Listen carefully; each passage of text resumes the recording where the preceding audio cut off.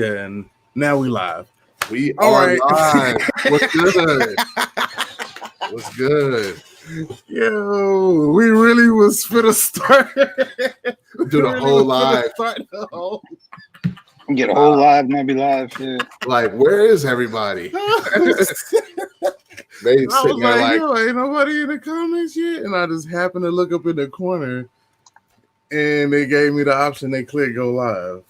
Yeah, it says live now. 30 seconds. Yeah. Okay. perfect. So, yeah, man. It's your boy LSJ Rod 254, Cat Locals Garage, and Jawan Books, and united like the fucking Wonder Twins or Wonder Triplets. We are the 3 DIY Brothers, and this is the 3 DIY Brothers podcast. Thank y'all for tuning in with us. 100. Man. So the world has changed a lot since last time we were live, man. It is crazy. Hope everybody's being safe. Man. It's crazy out here. So in these streets. That one virus is getting real. Yeah, man. Yeah, are we even saying it or are we not saying it? Nah. We're not saying I guess technically you're not supposed to say it. Oh, what actually we on Ellis channel or who channel? Right. We on my channel. We can take the hit. I think I might be good enough to take the hit. Okay. Man, I got a backup channel. I just have to start from scratch. I didn't even say it on my channel. That's a lot of videos to recreate. And got no views on my live. Like, I think because I played a video game, it was like, nah, this is not the right. You're hacked. Like, because I never played a video game on there. It was like, no. Well, no, that's pretty much the response I get on mine. Like when I play video games or whatever, like my numbers drop. Wow, immediately. I mean, everybody. I mean, depending upon what it is. Like if I play because I kind of started with Grand Theft Auto because it's car related. It kind of works. When I was doing that car mechanic game, it was some people that got interested. Yeah, a lot of people like that. Yeah, if I play like football, no, that wasn't even trying to hit. Shoot, yeah. What else? Yeah, I mean that's really all I play. It's like football, Grand Theft Auto. I'm saying, Call of Duty. Some people like Call of Duty because some people play the same game. It's so mainstream. Call of Duty is so mainstream across so many people. Yeah, a lot of people like that. So, see, like now, like I don't know where everybody's at. Like I know we've been live for maybe we need to share it out or something. I don't know. I don't know if the notification ain't been going out or. I just told Swaps and stuff. He was messaging me. He said 3 DIYs. I told him we live, so he'll be probably popping in soon.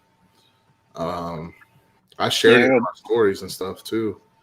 Let me go see on YouTube. I mean, I always kind of ran with the theory to just pretend people are on here until they show up. But yeah, I mean, I usually do. I'm just so used to.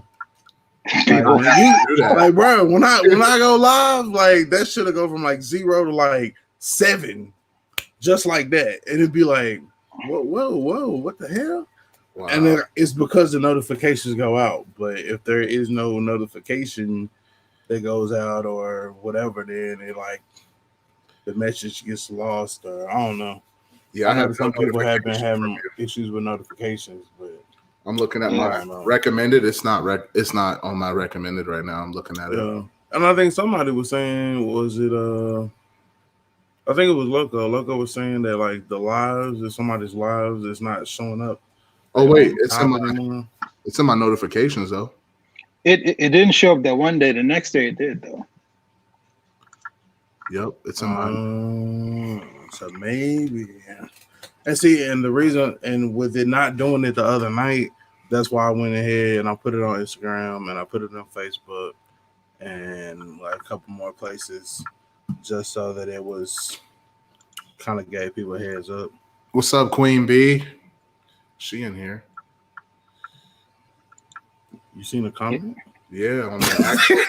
Yeah, she left a comment. She said, "Hi, gentlemen. I shared out your stream." So maybe just not seeing comments. Yeah, we're not seeing them in here, but if you go to the actual stream, you can see them.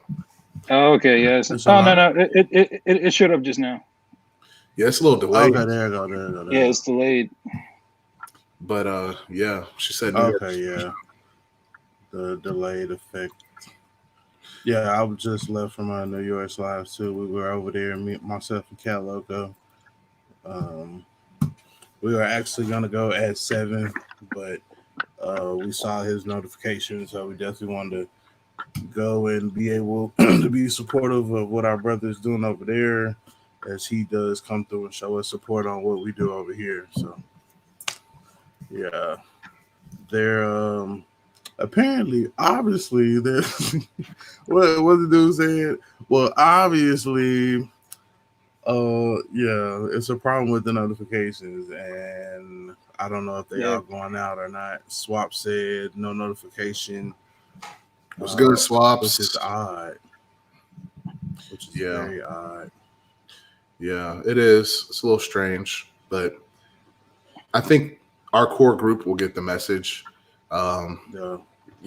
I'll put it in the group as well, and I shared it on Facebook. And then if people are into that, they'll see it. I think most of the people that at least come to my live streams are going to see it. And then Yeah. I don't know And if it goes, yeah, what I'm doing is like I'm making a playlist just simply for our podcast, and so gotcha. no matter whose channel it's on when we stream it, it'll be in that playlist of the podcast episodes, and that way people be like, "Oh, I want to watch 3 DIY about the podcast," and then it doesn't matter whose channel it's on. They just click that playlist, and then it'll take them through each and every one of the videos. So no matter whose channel it's on, it'll be comprised in that playlist, and they'll all be together. Hell yeah. Actually, I'm thinking we should just create a separate channel. Kind of like the like how Tall Just Guy did. Yeah, just have one channel called 3 DIY Brothers. That's cool, and Yeah. we have different roles on it, and share. We all have our own passwords and stuff. I've seen that with like Oh, brand it should. I mean, pages. it should be able to be like. I don't know if there's. They have what is called. I haven't really looked deeply into it because everything I work on is like a solo effort or whatever. This is like my first joint project, but I want to say there's something called like a brand. Like you can create a channel, like an additional channel, but it's a brand. And so Yeah, we three would be the creators of the brand that would contribute to, whatever. So that way, if we do like whenever we post from that page, it'll be 3 DIY Brothers podcast. But each one of us could, do it from our phones. But whenever anything would go out, we'll be like, hey, check out this bill, or hey, check out this bill, or hey, oh check out this yeah, news. But whenever it would do it, it would be solely from that channel. So there might be something we look into coming up this for next podcast. Well, Maybe we can have it set up by next podcast. I just got Yeah, Cat I mean, 'cause- Locos notification. yeah, because my channel's a brand. You say you just got it? Yeah, I just got Cat Locos Turbo Box Chevy Dual LS Swap episode 6 honing and deglazing. I just got the notification. Oh, Yeah. did he? Oh, you just put that video up? Yeah, I just put it up. Oh, okay. But yours is showing on my notification, so saying you were live 7 minutes ago. Swaps. I think it's the internet in general is just there's a lot more people Of on course the there internet is. right now. So Yeah, with everybody being cooped up inside, like everybody's inside on the computer. What's up, Cortez? Streaming. A lot of live streaming, stuff. I was watching one of my tech channels. A lot of the merchandise or the equipment that you would usually buy to live stream is kind of sold out because it was just boom, everybody's kept inside. Then a surge, just the same way they bought up all the fucking toilet paper, they buying up all the green screens, they buying up all the microphones, like they buying up everything so that they can continue to stream or continue to get content out of on their channel. Which I mean, I can understand it. I'm just glad that I got mine before all this kicked off. Hey, So. right. Hey, LS, the M50 did happen. Oh, That okay. happened. Dang. The M50 crew. M50 gang. M50 gang. And the M ain't for Mopar. Dang. Yeah. Yeah, brother. He in there. Yep. Cortez, what's good, brother? Shoot. Yeah, I still got to get that dummy battery, so I can have that and the cam link set up so that I can do it like that. Yeah, the cam link is is a hard one too. It's hard to get the camera doesn't. right now. Mm-hmm. Yeah, Wow. yeah. This doesn't look bad. You know what I'm saying? The green screen effect is there, but oh no, it's like that was one of, I guess, the better selling points of that camera to me. Like I can live stream with it, you know what I'm saying, and do my videos and take pictures, and it's a mirrorless. You know what I'm saying? It was just so many advantages of it versus, you know what I'm saying, other cameras that were out there. Yeah, because I'm looking now. I feel like my new laptop camera looks worse than my old. I don't know why. Might just be your lighting though, man. You know, sometimes the Yeah, it light could be. plays a big, like right now, if I took this light away, like it's just a lamp, right? It's just a regular lamp. I don't know if I can show y'all. It's just a regular lamp. But if I took it away, it'll get super grainy. Well, actually, it's a little bit more grainy. So clear. Yeah. Yeah, maybe I don't even need that light. Cause like I mean, more light is gonna cause for it to operate at a lower ISO. I don't want to get out techie on y'all, but right. So I could take them to school right down. Light is what creates the photograph. Make sure y'all go check out the science of the capturing of light. Make sure y'all go check out LS Shaggy Riders Photography YouTube, not YouTube, but his Instagram page. Got all kinds of good photography on there. Yes. So we're gonna do our roll call for our audience here. If y'all will let us know where y'all checking in from, we will update our list if we have any new states that are. What state is Queen Bee from?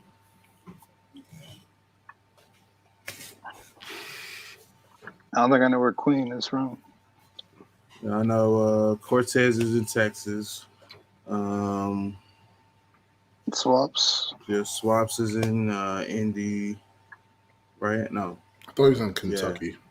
Kentucky. I think. I'm not sure. I think Kentucky though. Queen Bee. I'm not sure. Where you checking in from, Queen Bee?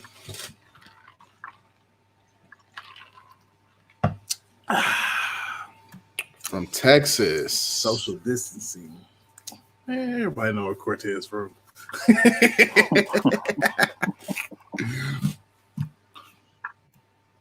What's up, Cortez? $29.95 for the blue tarp. Oh, the tarp has grown. I just sent it's funny that you say that. I was just talking about the tarp to my brothers, and the tarp is. I had to relocate the tarp because the tarp is growing. Let me see if I can. It's hard to see. Get it at Let me see if I can get it at the right angle. Nope. Hold on, let me turn the brightness down just a little bit. Maybe that. I should have put you. Yeah, moved over. So what do you guys? What do y'all see. think is underneath the tarp? Yeah, what do you guys think is hard to see? Styrofoam. Yeah, I'm just putting boxes behind that now. Building a big ass hype. Ta-da! Yeah. I'm building a clubhouse, bitches. Yeah. So the tarp has been eaten. So I had to relocate it and put it kind of back off in the cut because we're nowhere close to 10,000. Well, I don't know. I think it was. Did I say 10,000? Yeah, I said 500 likes, right? On that one video. Yeah, which is nowhere near it. So we're just gonna do 10,000. I'll probably hit 10,000 subscribers before I hit the 500 likes on that one video. Y'all know what this is? I know some of y'all know what this is. That is a plug adapter for the ejector. You guys ever used these before? I know some of you guys have. I'm just kind of curious to some feedback. Yeah, that's the one that goes from the truck to the actual EV1, which is like the LS1 plugs. The more you know. Oh, okay. Yeah. So, hey. Cheers, nigga. Hey, you know I started out early drinking, nigga. It's lit. I ain't had nothing to drink last episode. They just killed my Blues Clues. Hey. Oh, did I say too much? No, it's cool. Actually, it's all good. That was a question for the audience, LS, not your ass. No, but I made a little upgrade, guys. But I'm going to try these out. I've never used these before. If any of you guys have used these, let me know. I use the ones for the truck harness for the multi-tech, right? Multi-tech to whatever these are. Yeah, this is the multi-tech side, and this is the EV1. Is this the EV1, right? This is the EV1. Yeah. But let me know what y'all think. Yeah, the bigger one is the EV1. Because I thought about just hardwiring it in, just cutting these and just hardwiring it. But y'all let me know what y'all think. Should I keep the jumper or just?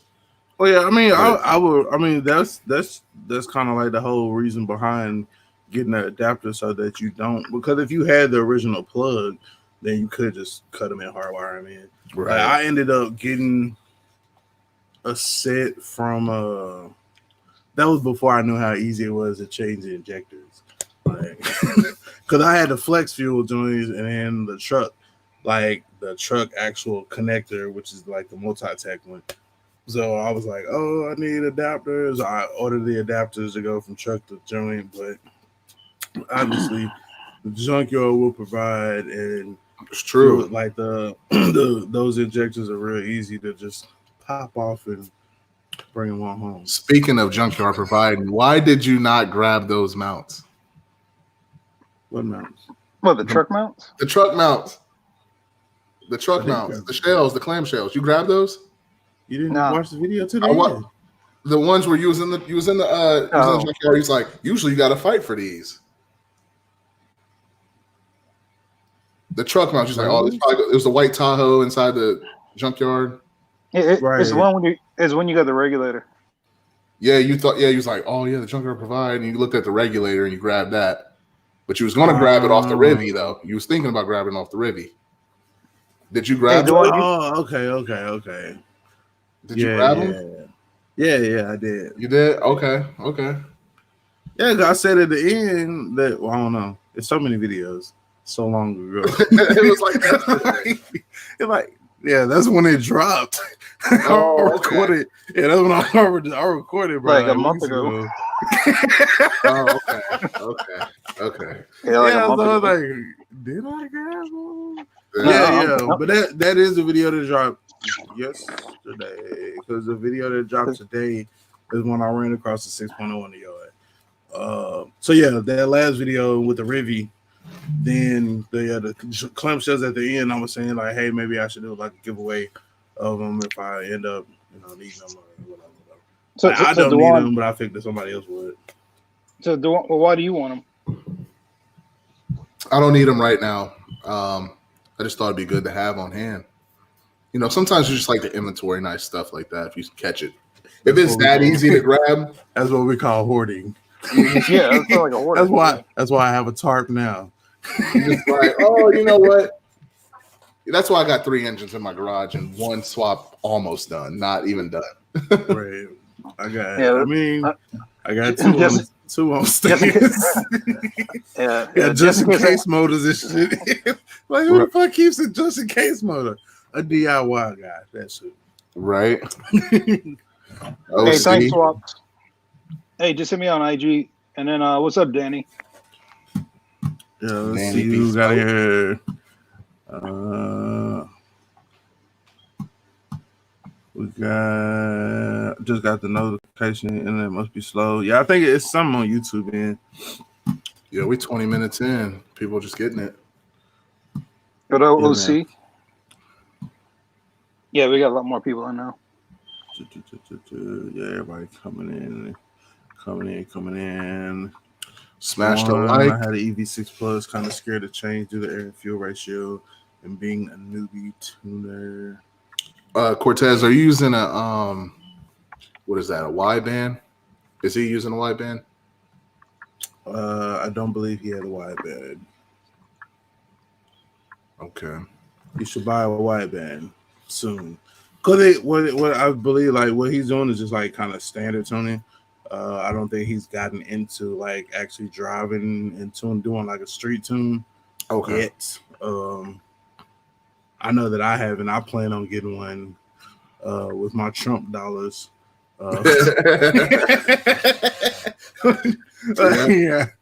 Yeah. So yeah, part 2 of the upgrade to come. If it's a loan or not, you know what I'm saying? We've been getting a wideband and a cam.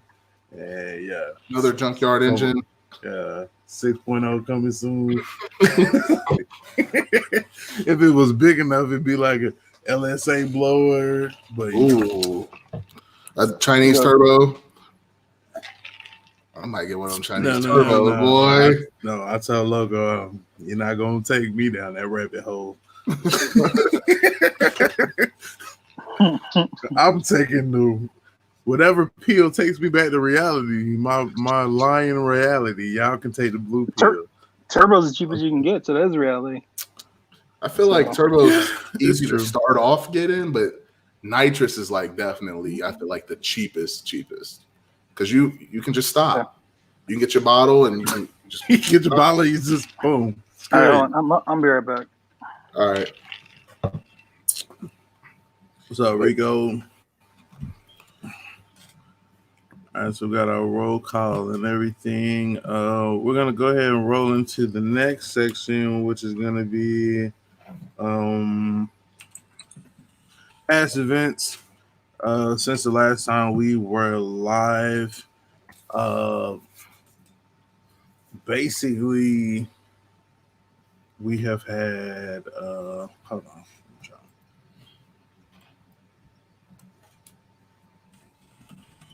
Yeah, I'm finna experiment with some stuff. Ooh, right. A little ticker action. Yeah, a little ticker. I was like, I seen it over there. I was like, what if I do that? That's better. That's for sure better. Yeah. All right. So yeah. So past events since we last went live, the big showdown. Me and Loco linked. I'll wait till he get back till we really get into depth into that. I don't think there were any other major big shows or events that went on and since the last time we went live. I want to say the big showdown was probably like the biggest thing that was going on. Right. Yeah, because right after that, everything got shut down. Yeah, this has kind of been going on for like 3 weeks now. I feel like 2-3 weeks now. Yeah, we're going on 3rd week now. Yeah, because I remember like the first big thing that was shut down that I'm aware of was the Arnold Classic. I live here in Columbus, Ohio, and people were pissed because it was like the same weekend, like it was like Thursday, and people had already flew in, all the bodybuilders and stuff, you know, Jay Cutler, all them, they was already here, and then he canceled. Our governor canceled the Arnold Classic. And they was like, oh, it's never coming back. Now we're not even thinking about the Arnold Classic. They didn't cancel the whole NBA. Like, nobody thought about the Arnold Classic after that. You know, everything. Like that's when you kind of knew it was real. When they canceled the whole NBA, like. Well, I mean, they canceled the Olympics. Yeah, they pushed that back too. I was like, no, they canceled it. The Olympics is big, but you know what I mean? NBA, you know, that's a yearly. Olympics is like every 4 years. You know what I'm saying? Right. And NBA is like, even in the off season, you're talking about when, you know, the season gonna start. So for them to just cancel everything, like but the Olympics, after some people only eligible this last year. Oh, they only eligible this year, you mean? Yeah, like after this year, they can't compete. especially the older ones. Oh wow, So damn. So I wonder if they like postpone it. Would you, if you qualify, you would participate in the postponed version? Like I it would mean, still be this series. I mean, because like the Final Four that got canceled, and I don't think they're redoing that. Man, that's It's that, kind Like of March like Madness. Yeah. it kind of I don't know if y'all really watch comics, but it kind of reminds me of like a post snap. Like 3 weeks ago, Thanos snapped his fingers, and then the virus came, and now this is like life after. You know what I'm saying? Post snap. You know what I'm saying? And all these things are different and changed, and we are adapting to life. You saying Under adapting, these new but things. I think it's just not me. I mean, I think other people are having like a harder time adapting me because I mean, I go to work, I come home, I'm in the garage. Same thing. well, I mean, the other time. I mean, like I have friends that lost jobs. There's people that's homeless and lost jobs. Yeah. And it's only been like 2-3 weeks. Like, yeah, I mean, it's serious. It's no joke. But how though? Like your rent ain't even due yet. okay, like I was watching those camera reviews, right? And one chick worked. Mm-hmm. She was a Disney employee. Right. There was like this internship for employees or college students that they got paid by Disney and housed at a Disney location. They had 3 days to get out, and they pretty much gave them a check until the end of March, and that's it. And these are people from like Italy, where they can't even go back to Italy because they're on lockdown. Wow. Oh, and they can't they can't stay in the place they were because Disney closed the program and they had to get out. So they're technically homeless and jobless. And that's just like one example of. Yeah, that's just one example. That's just one example, and that's Disney, and that's the biggest company here. Right. We had some situations like that on my job site. If y'all don't know, I'm a union electrician, and I'm an apprentice actually right now. But on the job site I was on, which is at a big company's distribution center we were rebuilding or whatever, they actually had people from Sicily. Is that a country right below Italy? It's right below there. It's Italy, yeah. These guys, they had a situation similar to that, where they were trying to close our job site down, and because it wasn't actually essential, and then they opened it back up, and now everybody's kind of like pissed because it's technically not essential, but they opened it. But I don't know. So that's the same. That's like foreign exchange students, same thing. Their program got canceled, and they can't go back to where they're from. Right. Because they're not letting anybody in or out. Yeah, so this has been something that has really just transcended, like, I guess probably more than we're aware of. Like it's on a whole different scale. More than I was aware of. Because I was just thinking, like, okay, well, you know, if you just paid your rent on the first, you should at least be good to the first and next month. But right. you know, Logo brought up a good idea that it's bigger than, you know, your, I guess, outside the box thinking. You know what I'm saying? Because it is worldwide. It's not just, you know, nationwide. It's worldwide. So. Yeah, so, you know, and to kind of answer some of the questions, I know Queen said is just kind of like a general, like last month we talked about, you know, Kobe, you know, a little bit. We usually kind of touch up on like what's crazy, you know, what's going on in our country, or we just kind of go through like, and then we just had some haymakers lately. So it's just been big. Last month, it was with Kobe's passing, and then, you know what I'm saying, it because it all comes back because like we are, most of us are, you know, DIY people, mechanics, automotive enthuths. Automotive enthusiasts. So car hobby. But these events, they transcend and they come into our niche. So we address them as not to capitalize off of them, but to relate more so with our viewership to let them know that hey, we are aware that this is going on. This is how it's affecting us, etc., so forth and so on. Right. And then how is it affecting like your build and things like that? Like what's going to happen? Like what do you guys like? I know this was probably one of the last things you thought about was your build, right? But like now that we're talking about cars, like what impact do you think this is going to have? Like, is your budget going to be significantly changed? Is it way less, way farther down on the priorities? Are you just trying to build what you have based off of what you have? What, like, I know for me, I got my own um, priorities that I'm going to set forward, and I'll explain after you guys answer. But what do you guys?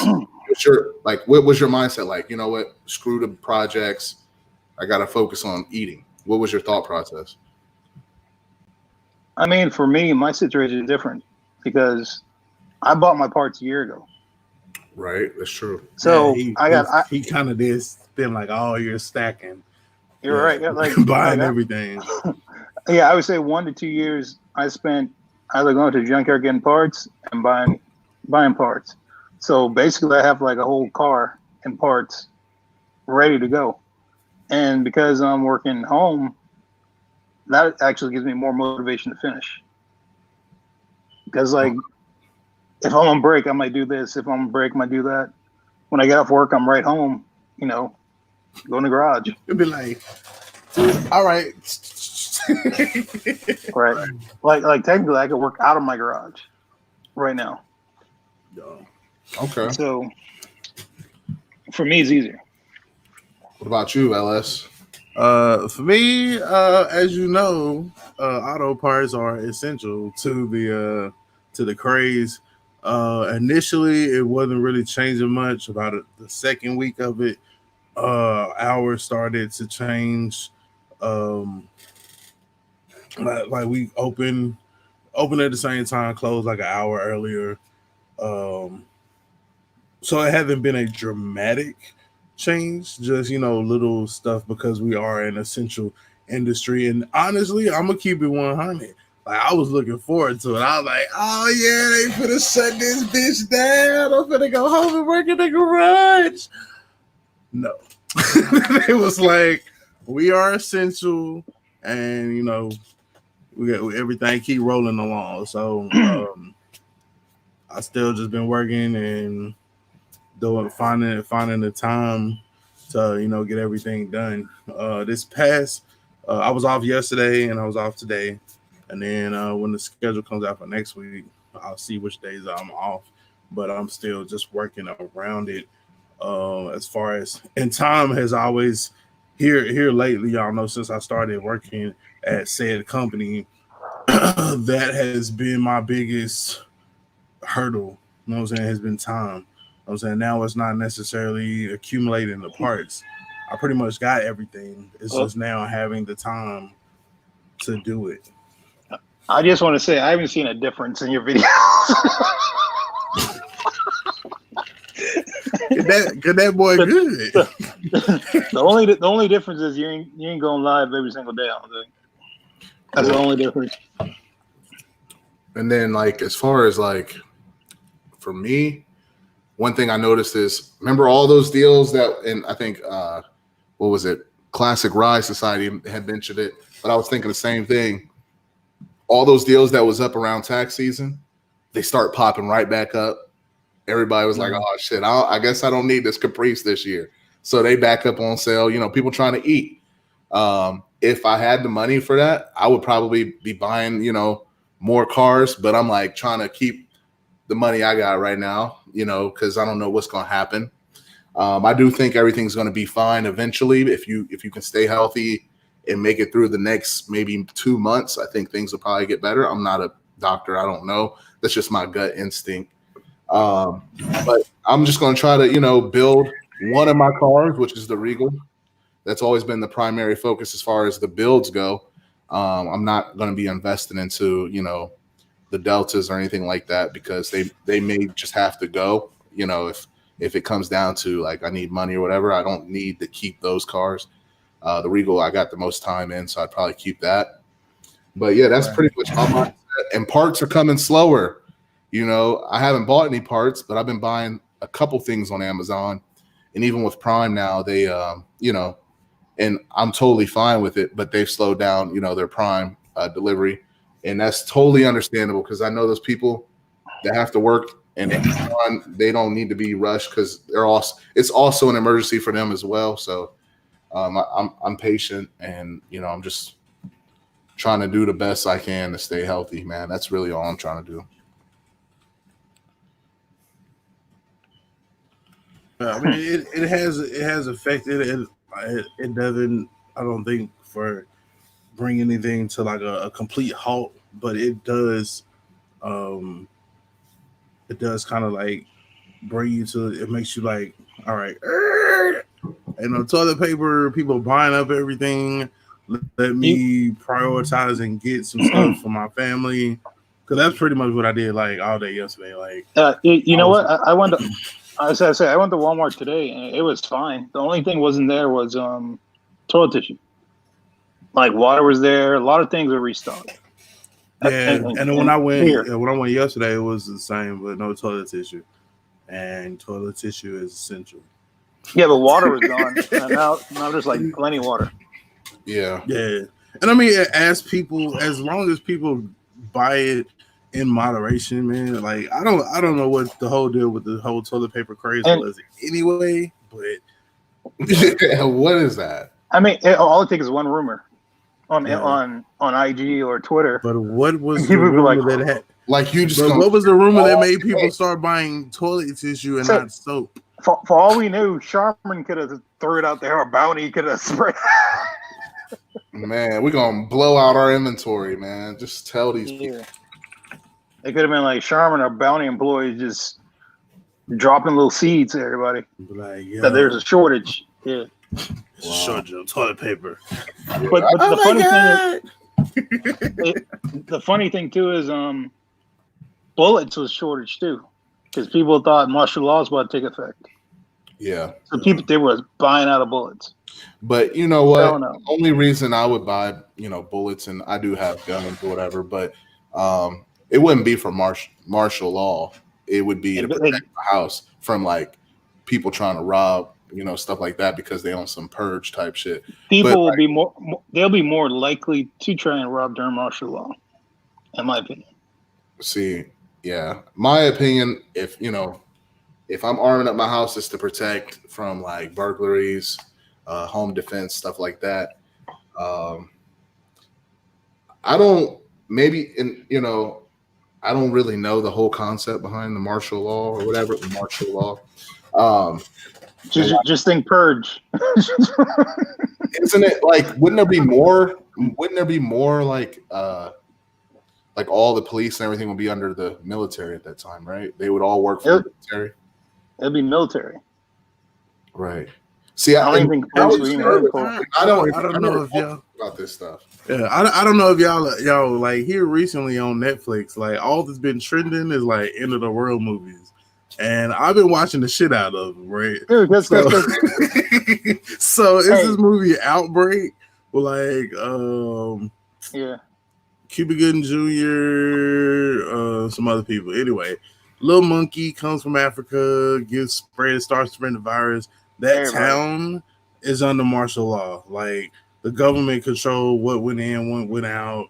Everything was controlled by them. So that would be your example of martial law. Did you watch the show Under the Dome? It was like a short TV series. I haven't seen that one. Oh, that was a good one. But yeah. I don't know. It's crazy. So like I said. I'm just saying this would be the wrong house to pop up to. Yeah.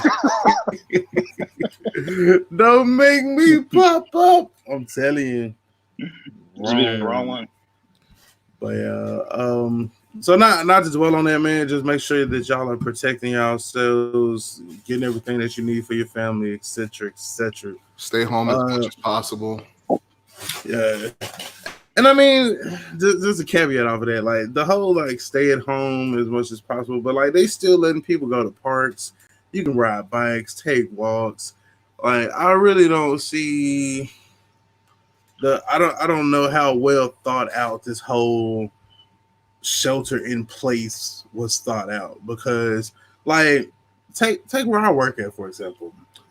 People are coming in there like regular, like The regular dudes that be running. my tail light is out, not because like, oh my god, I need this because my car is not gonna be able to make it to work. It's like, hey, I'm looking for this harness for this radio I'm trying to install in my car. Like, bruh, it's shelter in place. Stay your ass at home. You know what I'm saying? But there's nothing to like really. There's no enforcement of it, or it's not a strict enforcement. They might be just slowly warming y'all up to it, man. Yeah. So I mean, it may be like all right, we gave y'all the option. Right. To try to shelter yourself in place. Y'all didn't listen. Boom, martial law. So I don't know. That's just my. Y'all want to get ice cream. Y'all want to go to the bar. Y'all want to like. I mean, like now, like the bars, movie theaters, a lot of that stuff. I mean, those are shut down or strictly to drive-through or whatever. But like I said, where I work is people coming in there for just the same regular everyday stuff. But I'm telling you, it was 75 today and sunny. Everybody and their mom was outside. Yeah. Everybody. It was raining here all day, so everybody.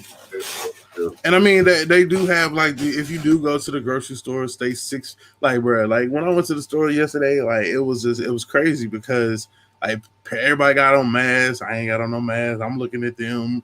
They looking at me. Probably like, why he ain't got on no mask? I'm looking at you. Them like, why the hell you got a mask on? Like that's gonna save your ass. Like,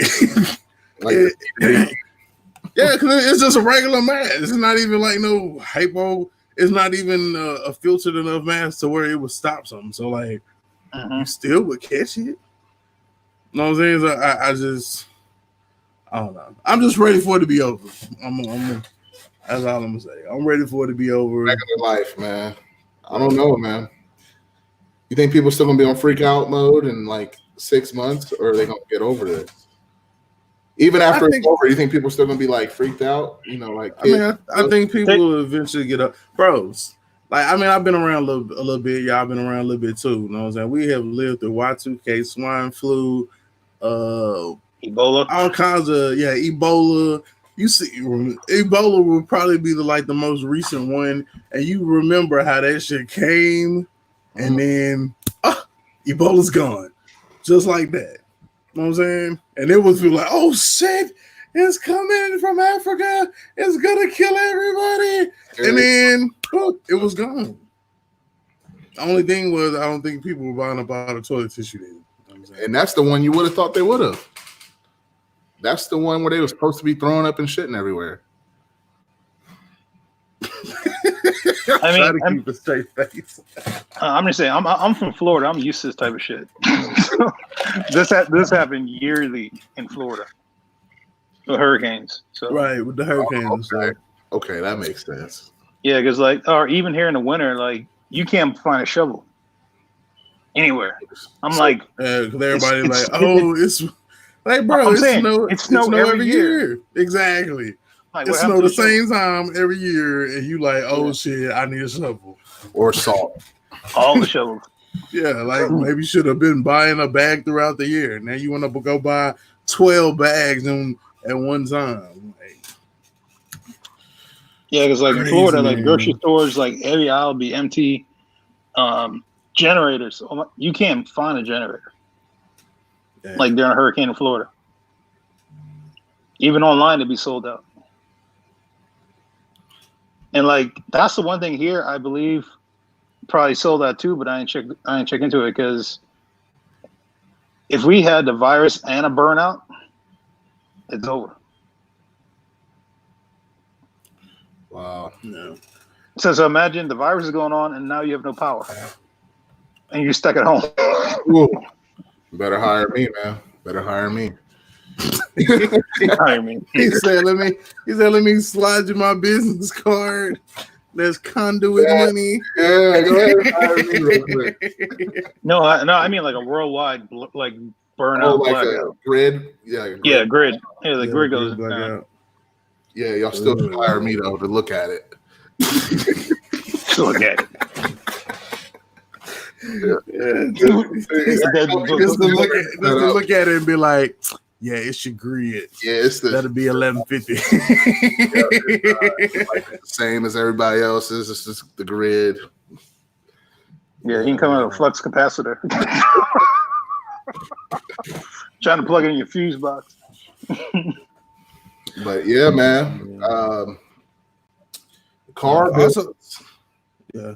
But also passive is Big Showdown was also a passive it. If you weren't there, man, we had a great time. It was a beautiful event. A lot of people came out. It was a lot of Mopars. It seemed like a lot of Chargers up there. A lot of Chargers. Oh, a lot is an understatement. It was, man. 96% Mopar. Yeah. Modern Mopar. No, really 98% Mopar. Yeah, 98. But I mean, like me and Ellis can't complain because it might not even be our daily is a Mopar. Yeah, I mean, it might not even been a stretch to be like 99%. Like there might have been like a 98.9. Yeah. Do you have Mopar in the garage? I know LS has Mopar. You got a Ram. No, I mean, we both have Ram. That. My wife has a Grand Cherokee. It's a Mopar. I mean, my wife got a Charger, but I ain't started a channel. Yeah, right. LS in a I'm not saying I'm rapping, LS in the SXT, nigga. Channel coming soon. Hey, don't front though. That 3.6 get down though. It does, and I would never tell her that, but I always tell her like, hey, you missing 2 cylinders. Yeah, but yeah, between us, yeah, that 6. Because I mean, when I had the 300, it was the same way. You know what I'm saying? Yeah, but that CUDA is nice. That's coming out. Yeah, they making some sweet iconic cars. They are. I mean, my wife drives the Jeep. It's got the same 3.6 the Charger has in it, and with the little sport mode and stuff. I mean, it's just with that 8-speed transmission, it's just crazy. The 8-speed is just stupid. It's dumb. That's what makes them cars feel quicker. It's the way they geared up and stuff. It's just that's what make them feel fast. Like me, I would love to have a C8, but it ain't practical for me. Yeah, that's dope too. Yeah, that would be nice. Yeah, the C8 Corvette. I'm cool with a C5, like for real. Like I would love a C5. The Z06 is nice. I'd be fine with that. Yeah. A C5, anything. I mean, I don't think I would want a C7 or C8 just because of the price point. But if price wasn't a factor, yeah, I would be looking at like a C8. But I'm saying I can't put no engines in it. Right. I mean, I mean, the Corvette is cool. The Corvette is cool. It's a very attractive car. However, it's just too small for my liking. Like I would rather a Camaro. I don't know. Granted, the Camaro is small. Granted, I mean the Corvette is smaller than the Camaro though. Nah. Well, yeah. I'm sure it is. Yeah. The Corvette is smaller than the Camaro, and that's why I said the Corvette looks good. The Camaro is I would be more of a Camaro. Like the Mopar muscle cars are like a full size. Like when you sit off in a Challenger, I haven't sat in one, but I can look at it and tell it's a bigger car. It's not as small as the Camaro or the Corvette. No, a Challenger has a lot of room. It's a big boy car. Yeah, it's like tall. Type, you know what I'm saying? You've got my last car was a Challenger. Yeah. Yeah, but before my truck, I had a Challenger. So, like, big dudes like them Challengers and them. I mean, I like his Mopar game. Yeah, your daily's the same car. So LS got a Ram, I got a Ram. I drive a Rivi daily, sir. Thank you. Well, when it's running. Swap said give him that 75. LS in a LS and a 3800. Hey, that Rivy in your video though, man, that was dope. That big body Rivy. Yeah, I like that body style. Yeah, like it definitely was like a much larger car. Now, hey, Ellis, what's the one I showed you in my junkyard video? It was like a 70s Rivy with the leather seats and that's like the 80s. Yeah, that's like the 80s. 80s. It was the generation right before mine. So it's like it was nice, late 70s into the 80s. Yeah, because it looks more like the old school body style as well. Yeah, that's the one I really like. In it.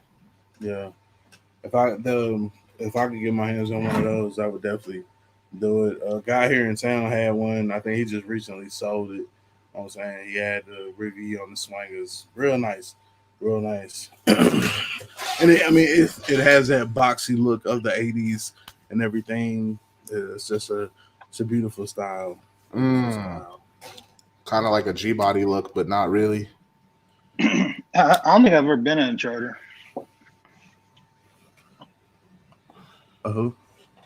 Charger. Like the seats in the Charger. I drive my white car sometimes, but it ain't necessarily nothing wrong with it. You know what I'm saying? It's a car. It gets you from point A to point B. As long as it fulfills your needs. I know that a lot of us are brand loyal. Okay. So, what about the 300 with the LS in it? There was one of them at the track. Which one is it? Anyway, I'll just show it to you. But yeah, I don't see nothing wrong with it except for the 5.7 is not a bad platform. The Hemi 5.7 is not a bad plat. It's not like it's a terrible platform. Chevy stuff is a lot cheaper for sure, but. And I think the reason that the LS goes into everything is because of its size, its form factor, because it still has the old school push rod design and not the overhead cam design. That contributes to a smaller form factor, which makes it versatile to put in pretty much everything, and it's lighter. So you have a weight reduction as well as size. And people have already blueprinted the LS swap. No one hasn't really blueprinted doing a Dodge swap. Right. Which after doing several LS swaps of my own, I think that it wouldn't. After really the biggest thing is mocking it up. You know what I'm saying? Wherever because I don't know why GM made the LS motor like that, but if you look at it, those where you mount the adapter plates are, bro, that was made. It's almost like GM knew. Yo, you can throw this in any car we ever made. It's so narrow. Right. But for the actual for the Hemi, I've never taken one to the a Ford motor or Mopar motor out to see where the motor mounts are. But if you were able, I've never done this before. Yeah, so I'm if they are kind of located in a central location where it's on the sides, you would only have to make some type of an adapter to get it to where it will mount on the frame. Once you mount it in the vehicle, other than that, it's just wiring. You know what I'm saying? Flashing the computer and wiring. I'm telling you, once Rail and Cum Laude do his swap, it's gonna set it off. Oh man, we didn't talk about Cum, man. We didn't talk about Cum. Oh, the accident? Yeah, I seen him on YouTube or Facebook, and I just wanted to say I wanted to wish him a speedy recovery. Y'all, we got to be careful. We building these cars with these, these powerful engines and stuff, and I've talked with Swaps about this, and, don't build. And I'm not saying this about him, but just know that anything above 500 horsepower is a lot of power. It's a lot of power. So what actually happened to him? I don't know what happened to him, but I know he said he was kind of driving a little He said if he wasn't driving the way he was driving, that's kind of what he alluded to. I don't know what actually happened. I seen the pictures. He was in the hospital in a coma and everything. I don't know if you knew that.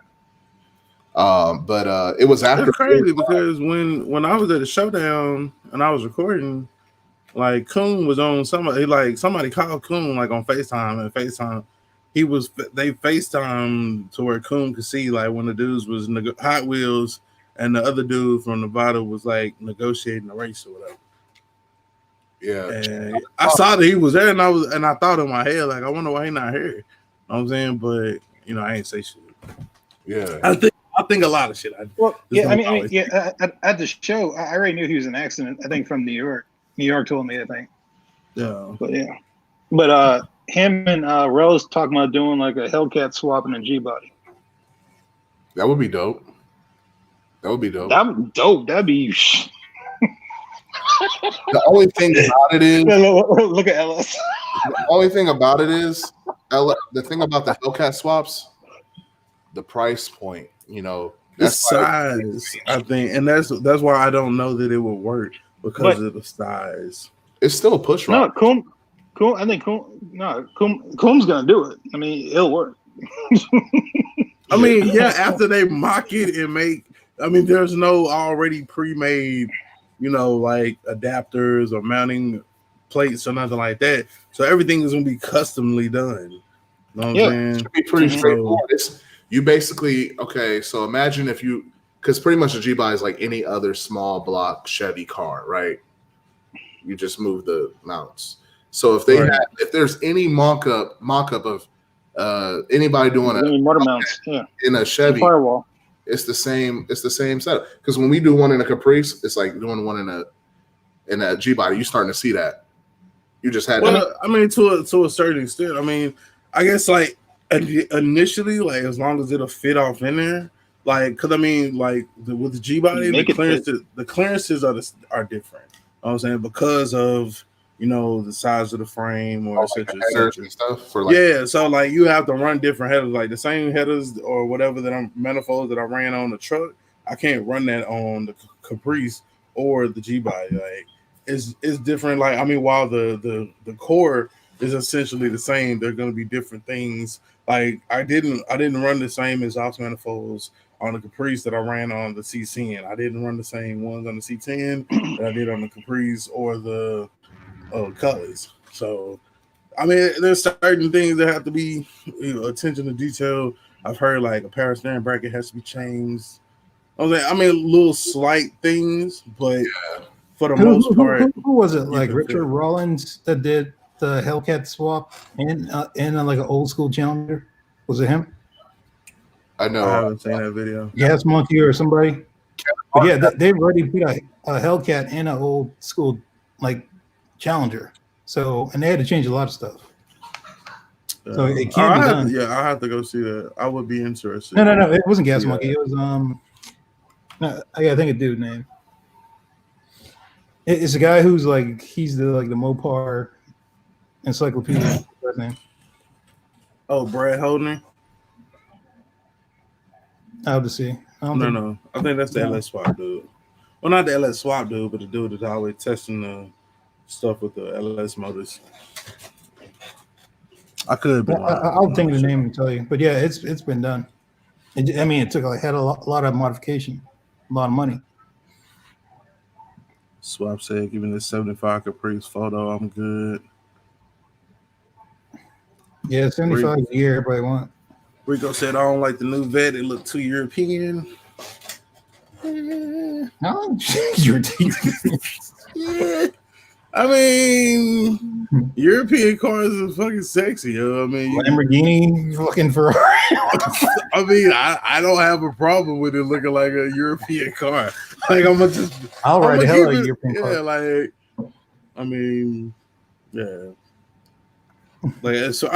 I get it as far as identity. You know what I'm saying? It still looks like a Corvette, but if you think about it, that's just like I think that Chevy and Dodge pretty much like have been following Ford, like in the way that they've been designing the bodies of their vehicles. You know what I'm saying? I don't know if I agree with that one. You mean like the Malibu and the Impala, or like the truck No. The trucks. with the big face on them and stuff like that? Yes. See. Oh yeah, that part maybe. Yeah. I want to say Toyota came out with theirs though first. No, But not the interior and everything else. usually Dodge is like the one that does Dodge is killing them. first. Yeah, Like Dodge is killing them. yeah, they usually do the most innovative Sure. stuff. Like they was the first ones. I remember coming out with like the black top edition type stuff, black wheels and the dub. Maybe when the 300 came out and they was in the marketing with like G Unit. You know what I'm saying? They had the dub editions. Like Dodge and Chrysler was one of the first people to push the envelope and bring some of the culture to their brand, like the blacked out wheels and the 20s and stuff like that. The new Dodge has a panoramic roof. They do have it. No, that's what I'm saying. They have a panoramic roof. Oh yeah, they've had the 300 had one for a minute. Stop. Yeah. My 300, my 300 that I had one. That Jeep Liberty back in the day had one. Like it used to peel way back like a little accordion. They had one in the Jeep Liberty back in the day. I mean, like SUVs did it for a long time. Yeah, they've been pushing the envelope over there at Chrysler, man. Like BMW stuff like that. Yeah. Audis. So they've been partnered with before it was Daimler Chrysler, which was a partnership with like Mercedes, and then recently they were acquired by Fiat. What's up, Brad? So only reason I know this is because I had to do all this training when I sold them. Yeah, I was doing some research and Fiat, like some people joke that like my buddy Fernando, he's like I was like, yeah, the Ram outside. He's like, no, he's like your Fiat. I was like, I mean, yeah, technically, but at the same time, like Fiat, like is under the umbrella, but like I mean, they make like the Fiat Chrysler umbrella. Like Fiat also makes fucking Maseratis. You know what I'm saying? So it's like, if you want, I mean, you can call a Maserati a Fiat, just like you call a Jeep a Fiat. Just the same way you can call a Chrysler or a Dodge one. You know what I'm saying? Technically, all these Mopars are just Fiats. They did keep some of the tech. All right, Mopar guys, don't jump on me. I'm just stating the facts. Y'all drive Fiats. I'm just saying. Some of the technology. Let me go ahead and mute my camera. I'm just saying. Like it's all look. I mean, I drive a Fiat truck, so I do not approve that message. DeJuan, like, goddamn. This isn't your channel, so it's all right. So, like, what else? I know you had some other stuff you wanted to go through in the. Oh yeah. Just how are you guys? How are you guys using this time of quarantine and whatnot? Are you pushing forward with your bills? Are your bills on hold? Let us know. 1 second.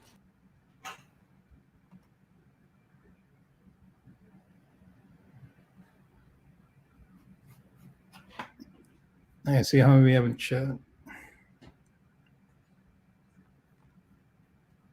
Let's see.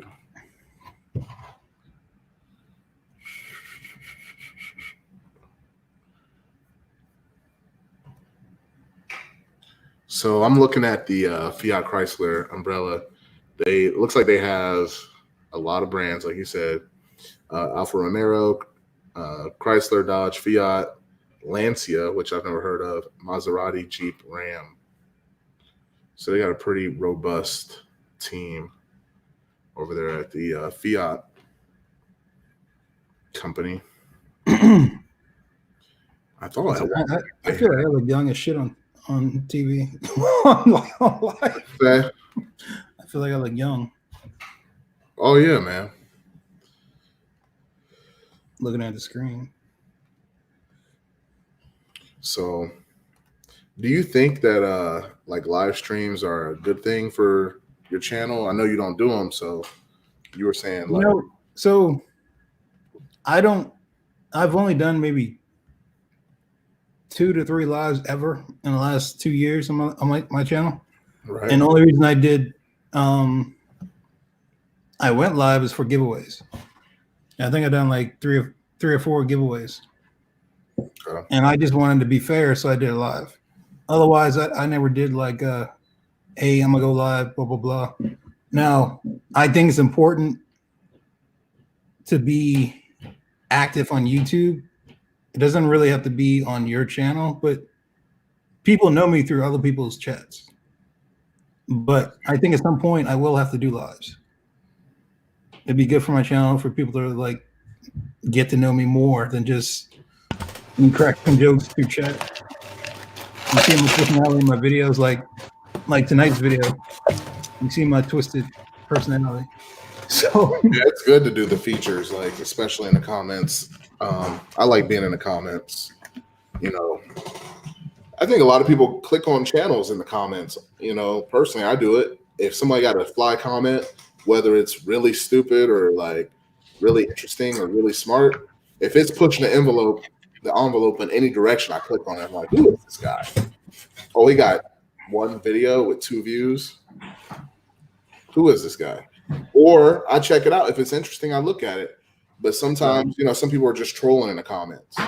well, I think example like Alice been going live for at least 2 years. I think 2-3 years I know him. And like when we met, it's like another day. It wasn't like, oh my God, nice to meet you. You know, it's like, yo, what's up, bro? It wasn't like, it didn't feel like the first time we met to me. I feel like if you know him.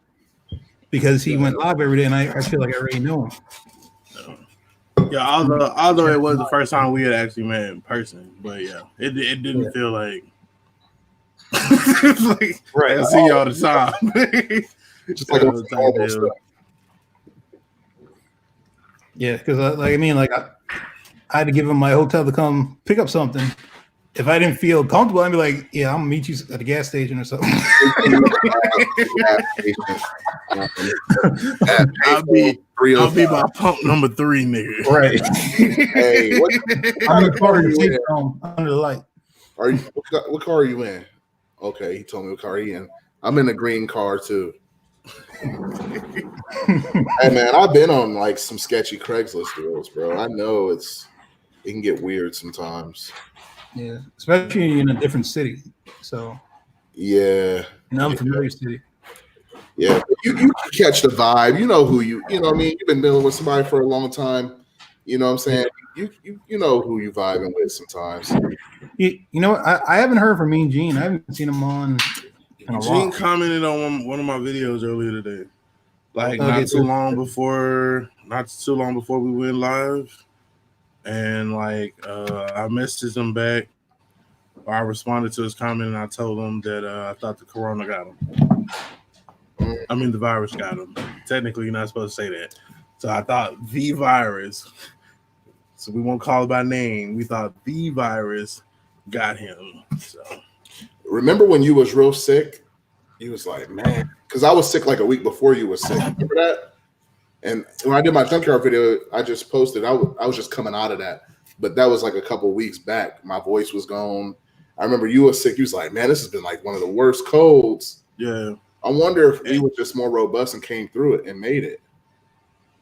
I mean, it's really not. It's not killing like everybody.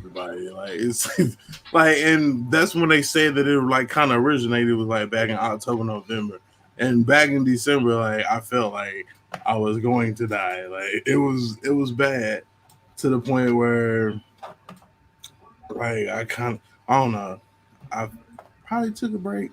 It probably didn't seem like on the outside I took a break, but I took a break. He went and started dropping them uploads. Like, yeah, you know, I still have them in the chamber. I was like, thank God I have them in the chamber. Boop. Like, but yeah, like it was a time back in December that was just like, yeah, like I felt like shit. And a lot of people I have been saying or seeing have been saying like, hey, if you were sick back in like November, December, like, and they didn't know what it was. Like, yeah, that was probably the coronavirus. I mean, the virus that is formerly known. The virus formerly known as Stevie. But yeah, so Yeah, man. Definitely check on your people, though. Check on your people.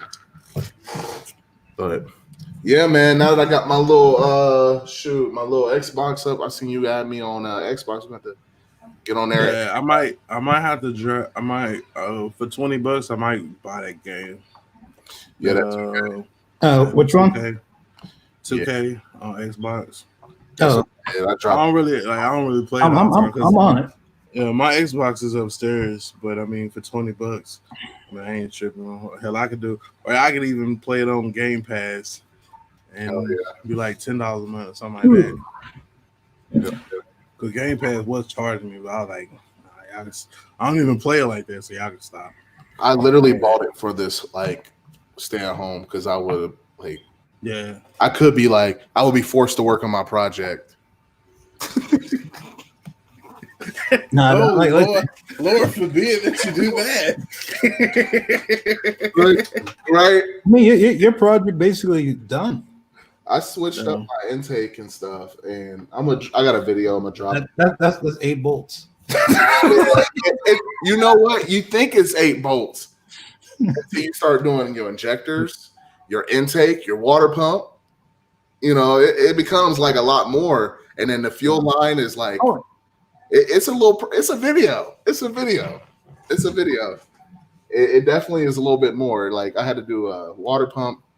Man, y'all just check video coming eventually. Eventually. He said not soon, but eventually. I'm just saying, if I build 2 complete motors before I see a car finish. Oh no! From bare block. Move it under its own. Complete rebuilds. 2 engines. I drove it down my driveway once, but I got some stuff, man. I'm about to do some stuff. Remember, I showed y'all the floor shifter. Yeah, some stuff about to happen. I wanted to go back to the lab, and I just wanted to make it more, I didn't like how it was set up. Really, I just wanted to make some adjustments. Sorry, right. Yeah, that's why I'm going down to the skeleton, basically. Yeah. The G body, man, it's tight. As LS is about to go, and you about to go, we all got G bodies too. That's crazy. We all got G bodies. Well, what year is it, Regal? Mine's an 87. Oh, okay, so mine's a 4. Okay. 84. What year is your Cutlass? 86. Oh, 86. I have a 72 also. You have a 72 also. That's the Cutlass. Okay, so that's it's not G body. A body. Mm-hmm. Yeah, but yeah, man, you'll see when you it's just weird the way that I don't know what transmission you're gonna use. That might make a difference too, because my O2 sensors on my headers are hitting where my shifter linkage is, and it was just bound up. Well, you're assuming I'm gonna have headers on that side. Well, I'm talking about LS. I don't know. I know you're doing. I know you're doing a turbo on something. I mean, there's 2 sides. If he's talking about his shift linkage, that's the driver's side, not the passenger side. Passenger side is where your turbos might not be going that crossover though. If you do a turbo, it's still gonna be a crossover right there. It's gonna make a turn. Unless you go towards the front. If you go towards the front, you're gonna have no problems. No problems. I mean, but are you gonna want to keep a column shifter in that event of having a turbo? Nah, floor. You gonna do floor? Yeah. I would have kept it. I would have kept my column shifter because I was just trying to keep it as cheap as possible. But I mean, you can keep it, but it's still gonna be oh, it's gonna be there. It ain't gonna work. It's gonna be like you reminisce when you used to do this. Yeah. What was the movie? What was it? The cop. There was a dummy shifter in there with Martin when he was the cop, and they was both in the car going like this. Y'all remember that? Was it called Cops? No, it wasn't called Cops. What's the name of that? National Security. Yeah. Probably. Oh. He's like, come on. They was in a school car. 71 Cutlass.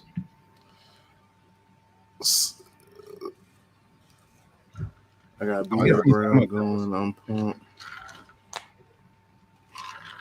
Yeah, I seen that, Swaps. I seen you dropped it on Facebook. Make sure y'all go check that out if y'all follow Swaps and stuff on Facebook. He dropped that on Facebook. I don't know if did you drop it on YouTube as well? I know he messaged me and I was like, oh, check it out on YouTube. And he's like, no, it's on Facebook. So yeah, because he's working on what, Birthday Brown? yeah. Yep. Yeah. Yeah, okay. I got B.A. Brown going. Okay, yeah. Yeah, buddy. Man, motivation up here. You know what, LS, I think me and your Regals, like my Regal and then the Cutlass are the same color. They might be, actually. They look like they're the same color. This is more like a yellow beige, ain't it? Yeah, that's what that one is. Yeah. Mine's a weird. It wouldn't be like uncanny. They both GMs, probably a GM color. The shade when you get a chance, check out the paint code in your trunk or on the door, see what it is. Because I plan to go back probably the same colors, just because. Matter of fact, that one that we saw at the track that had like the same wheels as my colors, they were just like 20s instead of 22s. I think either they were 22s with a smaller tire, or they were 20s just a smaller rim. I want to say they was 20s though. Yeah, because LS kept saying, "That's my wheels. That's my wheels." Hey, it was my wheels. It was my wheels. He kept saying it. That means I can race, bitch. That means I can go fast too. Man, it makes you feel good when you see something that you try to put together actually working. I've never been a convertible vert person. No, I like them 240 volt verts, like the 240 SX, the convertible. Yeah. I mean, I ride it, but I don't think I want to own one. I wanted one of those so bad, man. A 240 SX convertible with an LS swap. No. Or back then it was an RB. I wanted an RB swap, which was on some import shit. But yeah, I'm Chevy gang. I understand that talk. I'm a diverse guy, man. I like it all. Like 240 RB. Man, hey, there's a dude out here with 2J engines. Hey, look, there's a guy out here with. Look, check this out. There's a guy out here with a, what is it, a dunk with a 2JZ swap? Okay. Yeah, it looks stupid to me. That little tiny engine, that big compartment. Man, there's nothing small about it. We almost there. It's heavy too. I think it looked like I don't even know. It looks stupid to me. Like it's cool that he got it to work, but I wouldn't even want to open my hood like that. Okay. Look at this, bro. Was that a lot? Hey. Shoot. You don't put no little tiny engine on the dunk. Man, you know about the 2J though, right? You yeah on the 2J. I know about it. I mean, but I don't know about, like, I haven't ridden them on. I've heard about them. It would change your mind, man. The 2J is definitely here. I ain't putting it in my it's up there. I'm not gonna sit here and act like so they put a 2J. So they put a 2J in a dunk. Yeah. Somebody post a link. A 4-banger motor in a dunk. It's a inline six super engine. It's inline 6. Look it up. You'll find it. I mean, the 2J is no joke. I mean, what did it put at horsepower wise? Because I know that in New York, because when I was talking to New York tonight in his chat, he was saying like he was going, the LT4 was because the car is so heavy. So I know the Deuce and quarters are heavy, but I know probably the next closest thing to that would be a dunk. So you telling me this little, huh? I mean, his car pretty much the same as a dunk. Yeah. So what is that 2JZ? I've seen the car in person. That thing is long, huge. So what is that 2JZ push? Shoot, horsepower wise. I mean, like modified one. I mean, it's hard for me to give you a real answer on that, but usually these guys are making 1,200 on stock block. Yeah, they're making over 1,000.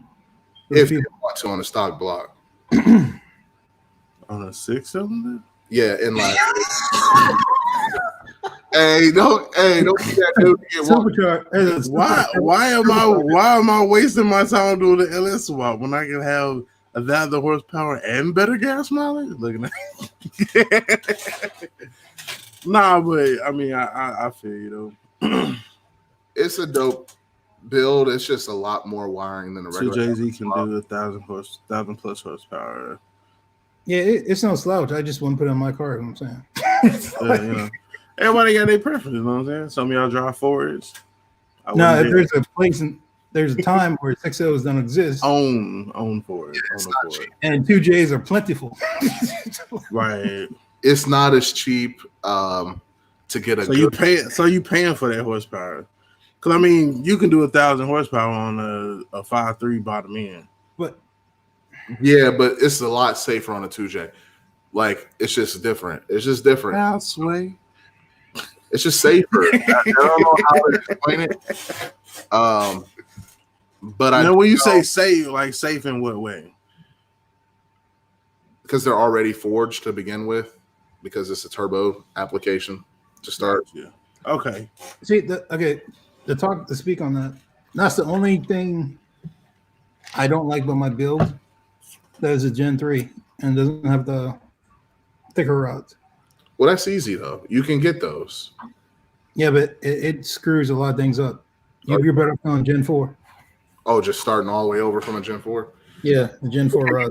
Can you buy like aftermarket, like H-beam or I-beam? But you're fucking up your crankshaft balance. You're messing up the balance of the engine badly.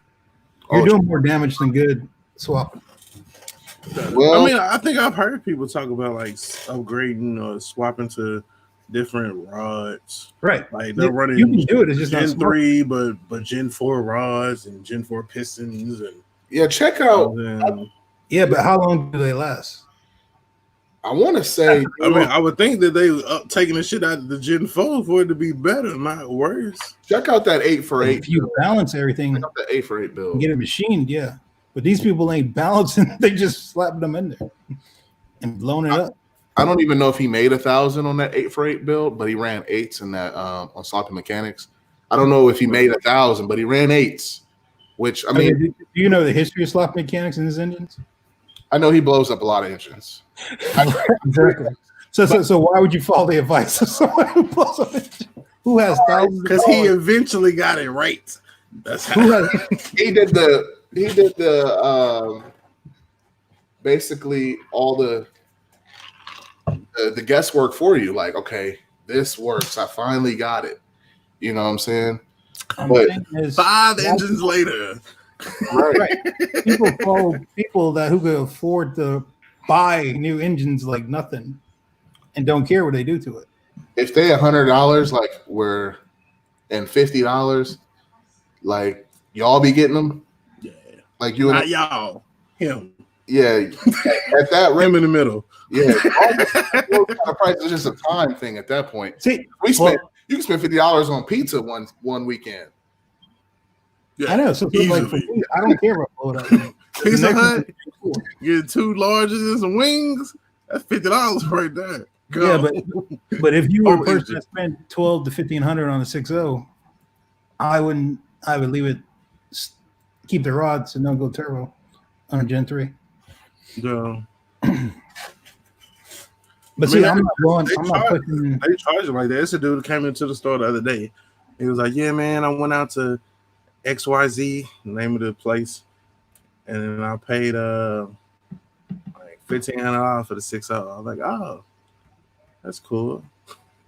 If you would have went to the junkyard, you would have got it for like $4 or $5. I mean, depending, like if you would have just went and like take it.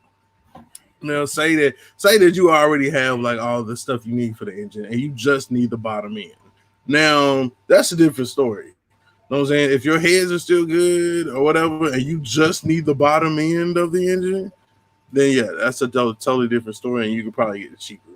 But complete motor, the price for like, now, he paid $1,300. He paid $1,300 for a long block, no accessories. That's an idiot. You know what else though, guys? Like to kind of go back to what you were I mean, I won't say that he's an idiot because, like, I mean, that's just. I would drive 10 hours cheaper. Yeah, that's how stuff that y'all have seen me go and price engines and price transmissions and price exhaust and stuff around here is just it's more expensive. Well, So you don't know what you don't know. Like if you don't know, you don't know. But the funny thing is, you can go online and see the prices. And there's guys everybody ain't built to be a junkyard dog to go out there in the yard and get it themselves. You know what I'm saying? Let me get her and turn off the camera again. No, but check this out. Like some people this don't even know is sponsored by Hurricane. Right? Some people don't know that.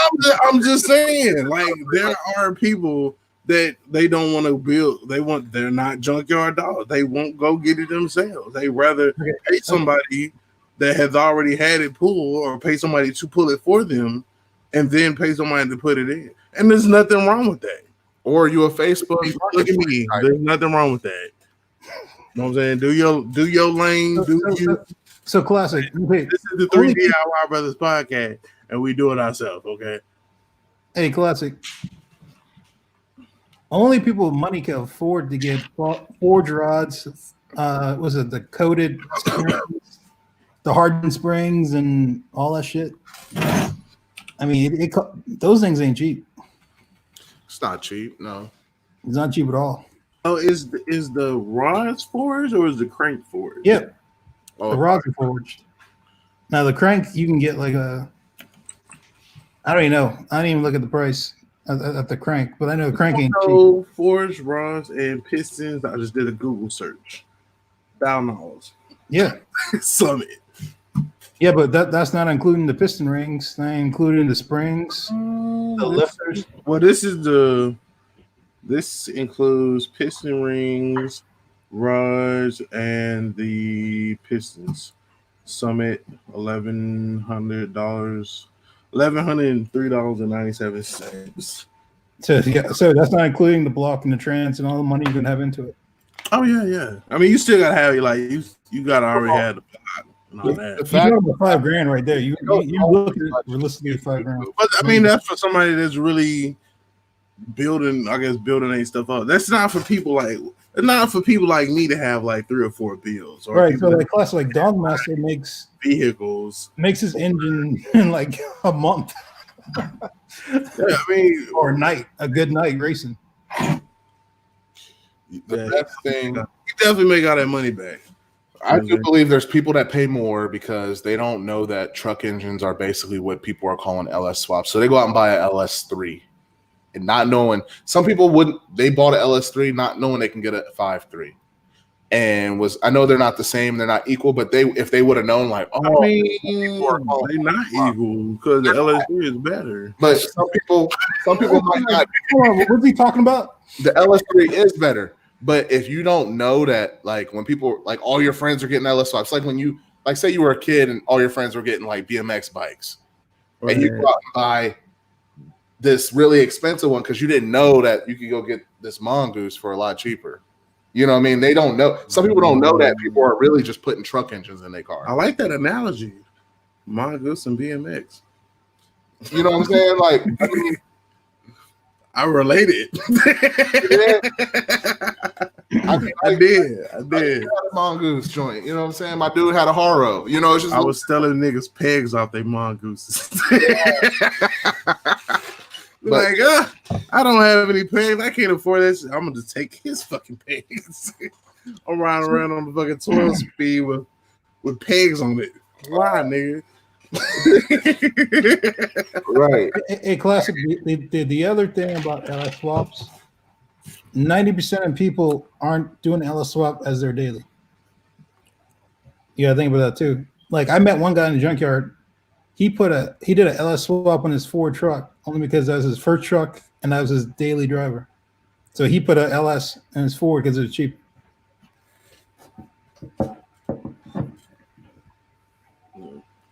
So, I mean, because they're everywhere and they're plentiful. You know what I'm saying? Aftermarket support is like off the chain. You know what I'm saying? So if you're just trying to daily drive some shit, like it is too easy to get an LS engine. And that's why when people say, oh, I'm trying to rebuild this 305 or do a 350 or for your daily, why wouldn't you just LS swap it? You know what I'm saying? Well, Because like for at me, the end of the day, like for your daily. I'm not talking about for your numbers matching car. I'm talking about for just something that you daily driving. I can see if it's like a younger person, maybe their Mm-hmm. first car, that car is their daily. They get to work and get to school. Right. So, like I said, they were the first car they could afford. Probably might be a box Chevy, and the engine goes out, and then they see all of us on LS YouTube swap. talking about LS swaps. So they're like, "Hey, I want an LS swap." Do it, nigga. Yeah. Do it. Just do it.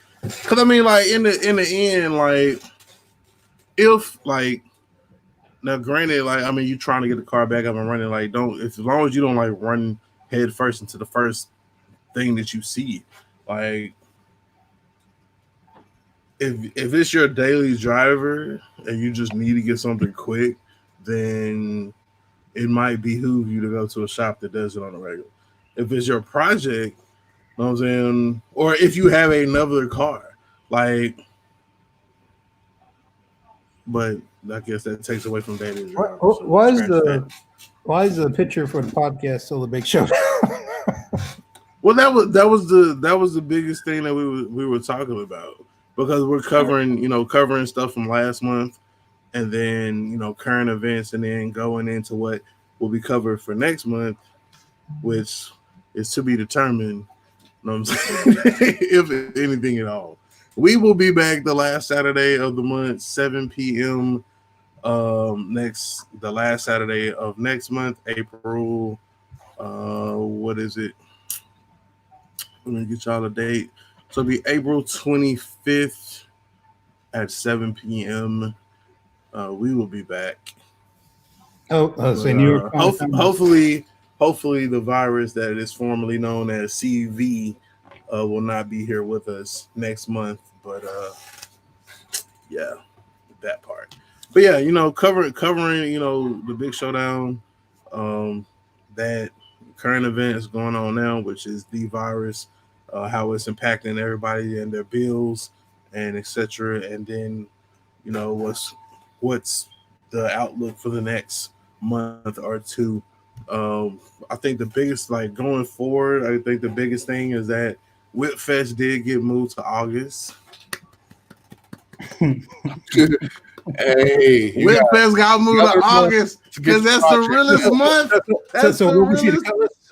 And that is the realest month in this bitch. Hey, so that's my birthday month. So now it means that much more.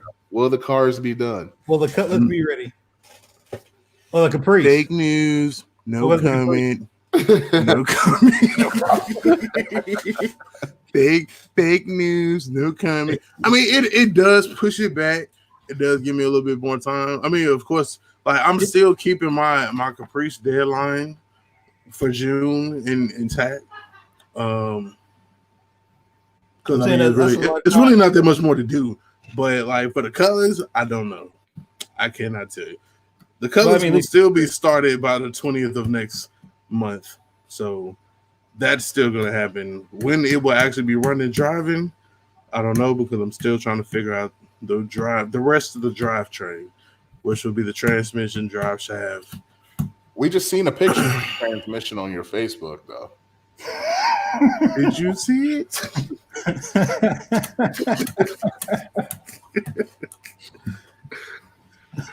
Wait a minute. Hold up. He must have been drunk when he posted. Yeah, we seen that, man. Was that a blue type? No. Okay. The blue tarp does not contain any transmissions. You see how high that thing went? Yeah, there's no transmissions under the blue. I did see that you was doing that dash though. That was dope. Yeah. I actually gotta go get some more fleece. Somebody else just watching video coming eventually. Yeah, because video coming eventually. That's my video coming eventually. Yeah. I messed up a little bit. Yeah, I just watched with the police and the fire about that. Do it, man. Do it. But yeah, I gotta get some more fleas. I mean, I'll tell y'all here, like it was. Well, first of all, I didn't glue it down. Second of all, my dash is missing a whole lot less. My dash is missing a whole lot more material than most people that I've seen dashes that's been getting repurposed. So like some areas of the dash is down to bare metal. You know what I'm saying? So yeah. So having to go back and try to take or spray and glue it down the way it's supposed to be done, and I'm gonna give it a different try. Like I did the first test run today, and then I pulled the fleece off. You saw put the Tony got his on. Tony T. No, it wasn't no emblems in there. Yeah, I watched Tony video TNT Garage this morning, and I was like, I need to do this. Yeah, I mean, I've been talking about it all week. To get it right. Yeah, I need to do this. I need to do this. I need to do this. I mean, it really is a process. So next week, I figure if I do it a little bit every day, then I should be good. But like even the thing with like Tony's dash like looks a whole lot, because like when I sanded it, I probably went to the extreme a little bit, and yeah, I took that thing and it's now the dash in some places the dash is down to like you can actually see the metal inside of the dash. So I don't know if this is going to be a kill all end all, but I'm still going to try to go back, wrap it. But I do need to spray the adhesive on there so that it can stick to the metal and to the remaining material. The only thing that I foresee is that I probably have to build it up with a Bondo in some areas a little bit more than others to make sure that I get that smooth overall look and feel. I mean, you just gotta get your own technique. Right. For example, like roofs. I've seen a lot of people who do roofs. They only tack weld like every couple inches, and then they fill it in with fiberglass. When I did mine, I stitch welded the entire roof. Like there's no holes, no gaps in mine. And like the roof is part of the original roof. It's part of the. They're all one. Compared to some people who just tack weld and then they just fill it in. I mean, it's I guess it's more than one way to skin a cat. No offense to the cat logo. It's more than one way to get the job done. Well, cat doesn't mean kitty cat. So right. Wow. No cats were harmed in this filming of this podcast. Yeah. So, but yeah, I'll eventually. I was gonna go get some fleece today, but I was like, nah. Hey, I gotta go to work tomorrow anyway, so I'm good. Hey, let's talk about this. The kind so HP tuners. okay. Mm-hmm. Dewan has HP tuner. Yep. I have HP tuner. You have HP tuner. Steve has HP tuner. But OC sent it off to LT Swaps. You lying. Mr. OC mailed it off to lt1swap.com to get it flat. Flash? Mm-hmm. No, I don't believe that. Yeah, man. I mean, shoot. When I saw the video, I'm like, license, I would have just. OC didn't do that. Y'all lying. Why you lying on OC like that? OC ain't do that. OC said send off the pack to LT1 Swaps. He sent it off to LT1Swaps. Is that in the comments? I mean, yeah, he's in the comments. Because someone mentioned Fletcher in the computer, I'm like, if it was only 85, I can't for 85. It's the principle. For 85 though, I mean, I can't blame him for that. LT1swap.com is very familiar with it. Yeah, but see, and the thing is, and I've told people this before, like after you unlock or after you flash so many computers, I'm guessing that it unlimited locks you. And then you can do it for 75, 85, right? Yeah. Just like I know that Steve does. Steve did mine for 75, so you still got to play OC, haha. But bro, Right. Yeah. He told him that, You still pay $10 more, but I digress. But see, that $10 could have been like some switches or something. Like if that's what you're into. Yourself. But, that's the rule. and that's the thing. So 89 is asking for who wants to flash it for him. That's why I brought it up. Shoot, I don't have the special deal. Like for me, it's a full. You still have to get a license. So, yeah. For me, it's 150. If Ellis don't want it, I say send it to Steve. Steve will flash it for you. Steve's got the best deal. It sounds like right now. Yeah. Because what Steve did that he bought the whole unlimited thing. Depending upon your computer number, don't quote me. Depending upon your computer number, he can probably do it for like 75, 85, $100. I don't know. Steve been blowing up, and he's officially a shop, and so his prices may differ. So don't take this as a quote from me. But I know originally back in the Gap, he did mine for 75. You know what I'm saying? So that may still stand, it may not. Right. That stimulus came out, so things are different now. You know what I'm saying? And niggas ain't got toilet paper.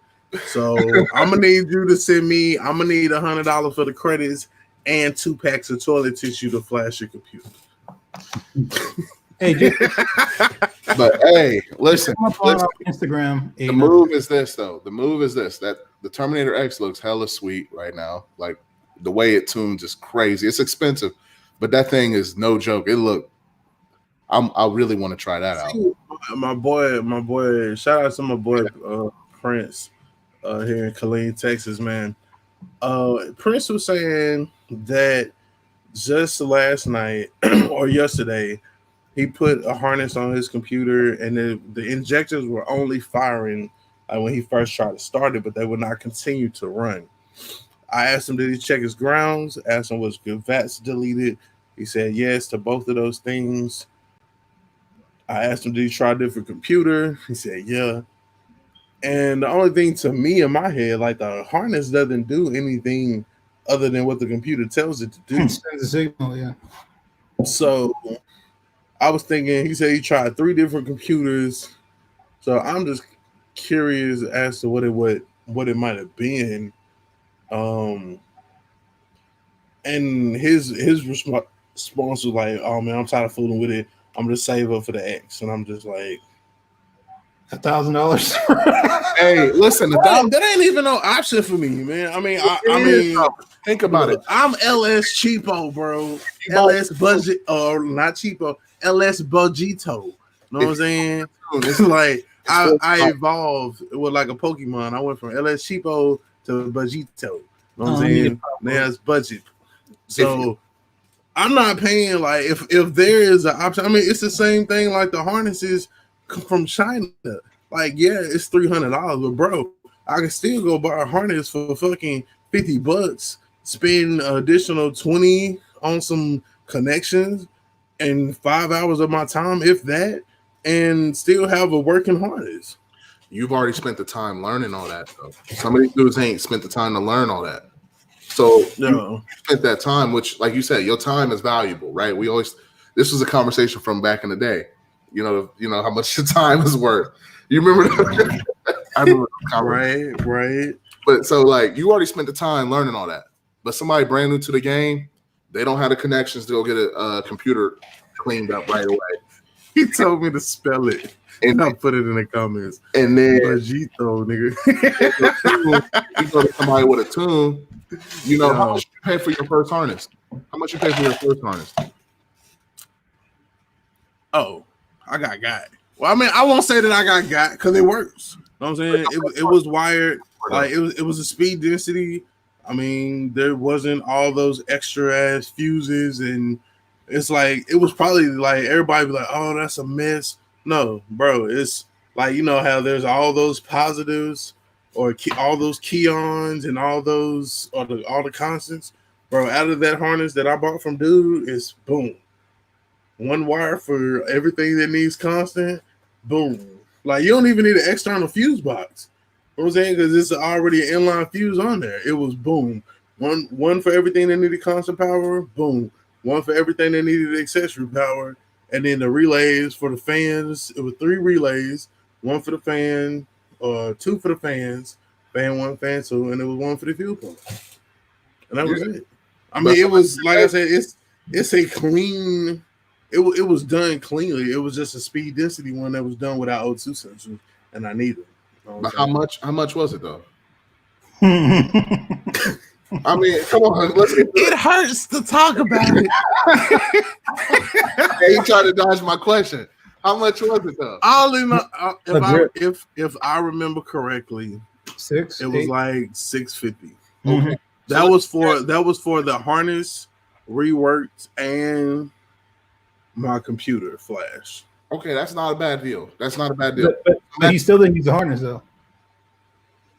What? Well, yeah. Now said harness is sitting. No, actually, it's sitting inside the colors. All right, so a new dude come through. I'll just sell that one for the same 600 or 400.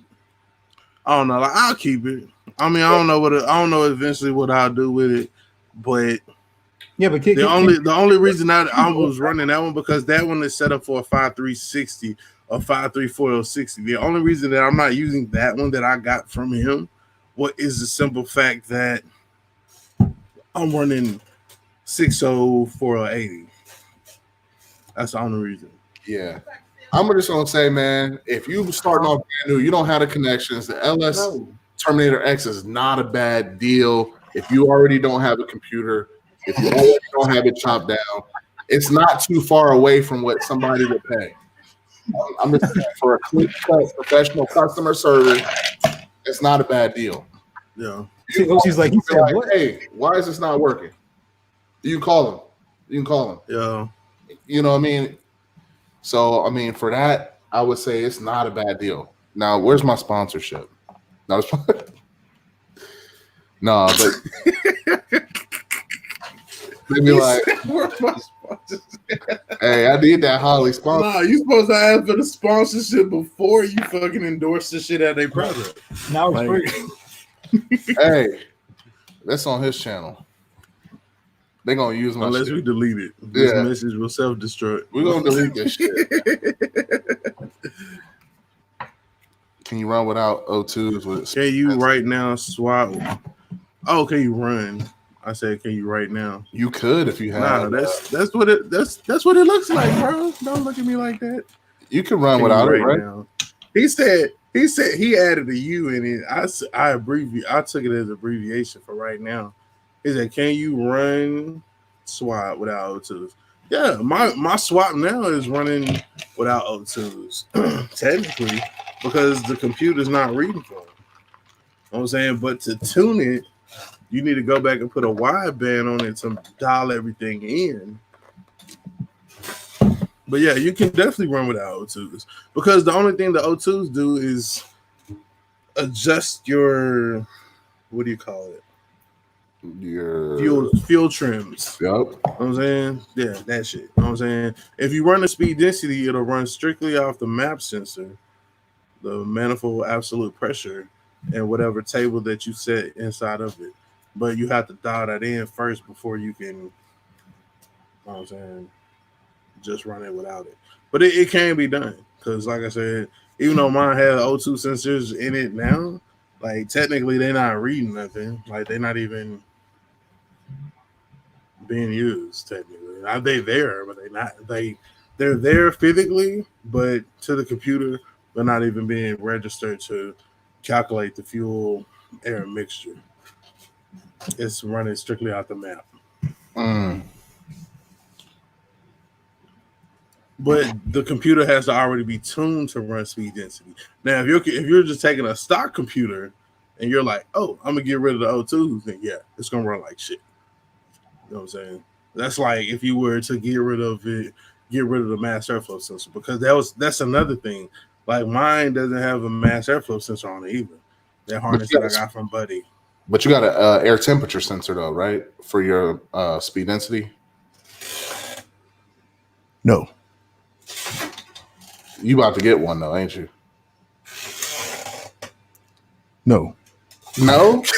So you Because that's why I redid the harness, because people were telling me, oh well, you don't have because the master for the trucks, the intake air temperature sensor is inside of the MAF. You know what I'm right? saying? Yeah, the 2 wire. So if I don't have a mass airflow sensor and I don't have O2s, people were like, oh, there's no way that your car can run accurately or the way that it's supposed to run without, you know what I'm saying, having that mass airflow sensor or the O2s. You know what I'm saying? Even the tuners was like, oh, well, you still need O2s because like we can tune it for you for this cold, like a certain temperature. Like we can tune it for you while it's 75 degrees, but if it goes up to 105 or down to a certain another temperature, then it's gonna run different. Yeah. Which is what prompted me and set me on the road to make another harness, because they were like, oh, because I went to a shop and the shop was like, oh, well, we don't do them, but you should order one from PSI. That's like 700 from PSI, something crazy. No. How much is the PSI? How much is the PSI?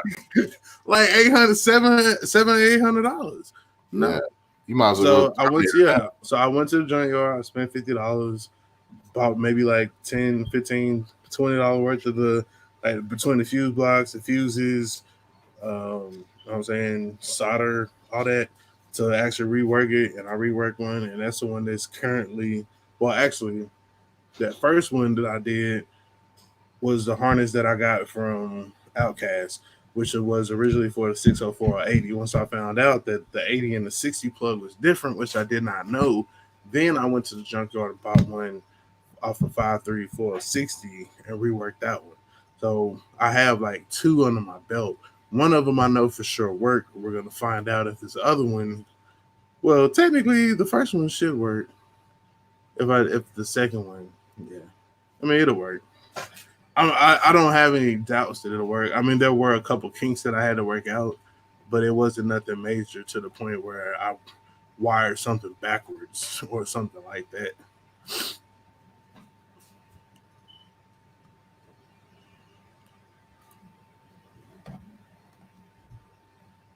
Dang, y'all got quiet. I was finishing up a statement. Like I was like, I didn't have anything else to say. I was like, boop. Yeah, I'm kind of actually at the. That's kind of been my stalling point, is if I wanted to go speed density, or if I wanted to use a mass airflow sensor, especially when I switched up the intake. I mean, some people will say that for speed density, you don't need a mass airflow, but you still need the O2s. But the dude that did my harness said I didn't need either. Yeah. And technically, he's right, because the computer that's in even though my harness is like a full harness with mass airflows and O2s, that computer is not reading that mass airflow sensor or the O2s. So it's not using either of those to calculate the fuel air mixture. And it's running. Yeah, as long as it's running. It's different on turbo too. Well, it's easier to go turbo with speed density. That's when people really, really want it. Is when right, because that's the one that's boost reference. Yeah. Yeah, speed density is what a lot of people use when they're doing a turbo, is for boost reference. And I mean, and like, had I known all of this that I know now, well, I probably wouldn't have went and bought a harness from the dude. But like, but had I known this when I went, had he told me like, yeah, okay, this is set up to be. This is a harness that's set up with no mass airflow, no O2 sensors. Like, this is not a stock harness. It's a race car harness, bro. This is more for a right. Had he told me it was a race car harness, I'd be like, I need a regular harness. Like, I would have, I would just let him know. Like, yo, I need a regular harness. Like, I need a regular harness. Yeah. But if it wasn't for that, then I wouldn't have been put in a position where people would tell me that I didn't know what the fuck I was talking about, and because everybody's like, "Oh, you can't run without O2s," and I'm just like, "But my tuner, my harness guy said," like, I'm at the mercy of everybody else because, you know what I'm saying? And this was like years ago, so now speed density is a thing, and people are like, oh yeah, no math, no O2 sensor, that's a regular thing. But back when I had mine, it was like something that was foreign and unheard of. You know what I'm saying? And nobody knew what the hell I was talking about. So yeah, they was looking at you crazy, like, yeah, what? awkward. All right, brother. Like, We'll oh, call you back. need. Yeah, we'll call you back. They're like, yeah, oh yeah, we need to. Oh, bro, you need to take your harness back. You got. You know what I'm saying? All this stuff. But come to find out, like that computer tune, like as of now, is the one that's running my box Chevy right now with no issues. The only thing that I didn't know that I had, like once I got them misfires and all those little issues taken care of, yeah, like it runs fine, no issues. Yeah, running, shifting, driving. It's like I could leave it just like that. Cause I mean, I'm not. I mean, it might not be dialed all the way in to have like the best fuel efficiency or the most power or nothing like that. But like that's my daily. Well, eventually will be the daily driver where I'm just driving it to work and home. You know what I'm saying? That's not the one that I'm lining up at the lights. I'm like beep beep beep. You know what I'm saying? That ain't the one that I'm doing that with. So Yeah, like it don't matter. no, I'll take his one car. It's like I'm like, God damn it! That goddamn Volkswagen got me turbo right now. That's what Loco wants to happen. It can be Volkswagen Beetle, beat my ass. Yeah. I don't see a box set. I mean, it doesn't. Nothing about it really screams like, "Hey, I got an LS swap." You know what I'm saying? It don't even have a cam in it. So, which one? I don't the Caprice. Like, I don't think that it would. I mean that or the C10. Like I don't think either one of them will get like challenged, other than it just being an old car, and you know people are gonna want to see how it runs. Sure. What you still got? Are you running manifolds or are you running headers on them? On what? On the C10 and the. Well, the C10 has a long tube. I mean, it's long tube headers. Still more than a typical. The Caprice has. Yeah. But I'm just saying, just by looking at the vehicle. Oh yeah. You know what I'm saying? Like you look at my seats, you look at my C10, like, oh, look at that old ass truck. Right. You know what I'm saying? You put the wheels on there and everything else. Get out. Yeah, until I like would get on the gas or something, like, yeah, they'll look at it like, oh, what the hell is that? You know what I'm saying? Same with the box Chevy. Like most people that have an old school, they're not putting now, but you know, unless you into the LS swap culture, you're not. A lot of people aren't just doing it. You know what I'm saying? Or outside looking in, they're not just doing it. So, right, they assuming it's a 305. Yeah, it's 305, 350. Oh, he got an old school. Run it. Yeah, I can hear that carburetor. Yeah, you know what I'm saying? Hold on, let me make sure that let me adjust my idle screws. Right. All right. Well, shoot, man. What's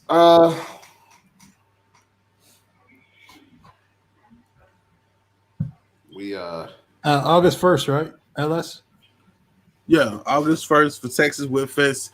So if y'all did make plans for the June 7th reservations, anything, just move those reservations to August 1st. Not only did the date change, the location change. It's going to be in Ennis, Texas, at the Texas Motorplex. So, wow. Same place. Yeah, the same place that the big showdown just happened at. The Texas Whip Fest is going to be there, which I'm kind of excited.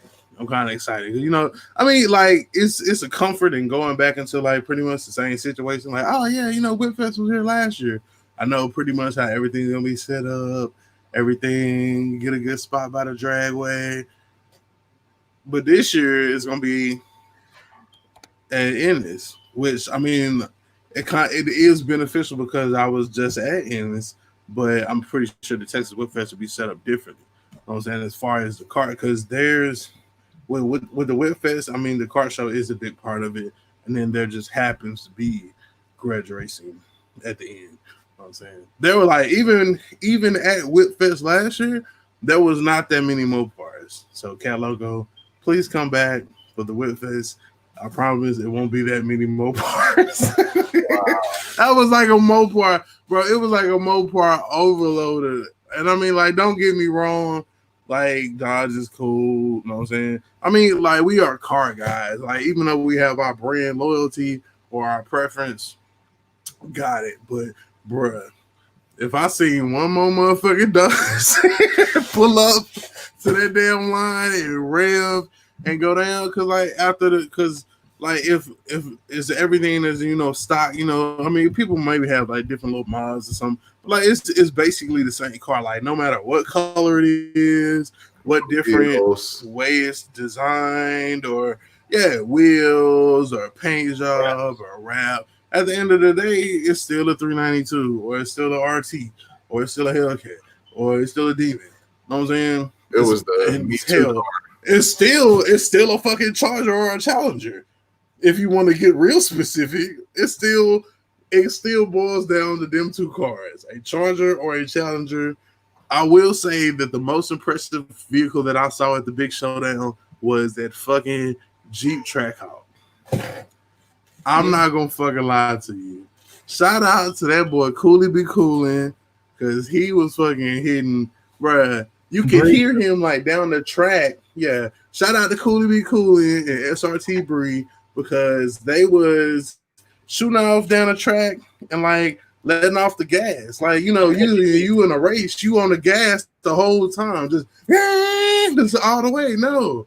They down the track, down at the end after they done already gapped their ass. SRT was on live while racing dude, and like the first 5 seconds, she let off the gas on live. Right, but it was good. Like I said, that the track hawk is impressive. It is unlike any other Dodge, Mopar, Jeep, whatever you want to call it, whatever family Fiat that you've seen out there that day. That was the baddest Fiat that I saw. The track, all-wheel drive, all-wheel drive, 1200 crazy, bro, crazy, bro.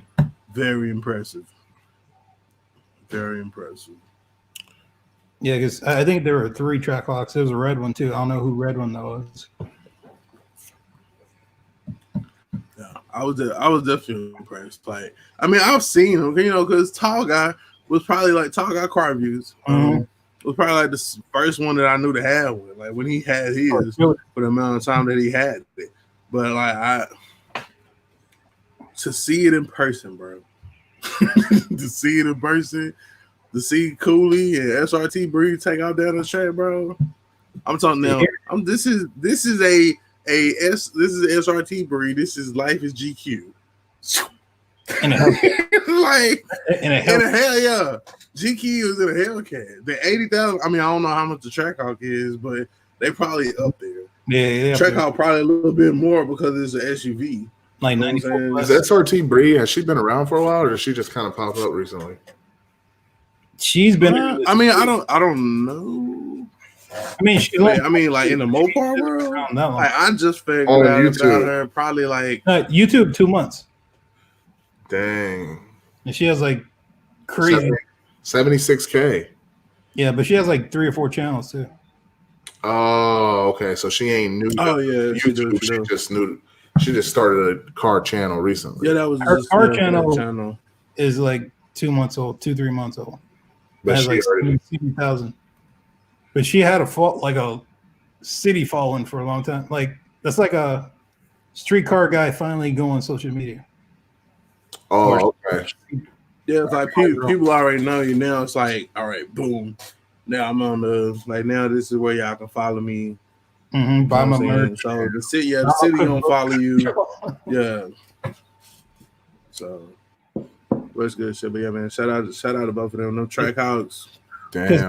Because a lot of people you see, man. A lot of people you see who had a channel for like a month or two and then get like almost 100,000 subscribers is because they came from like they were on like another large channel.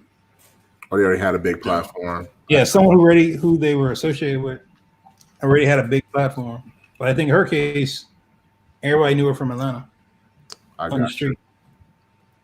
you. Oh, she had a big Instagram already too. Yeah, her Instagram was popping. I got you. And they was like, oh, I'm gonna start a YouTube channel now. Mm-hmm. Damn.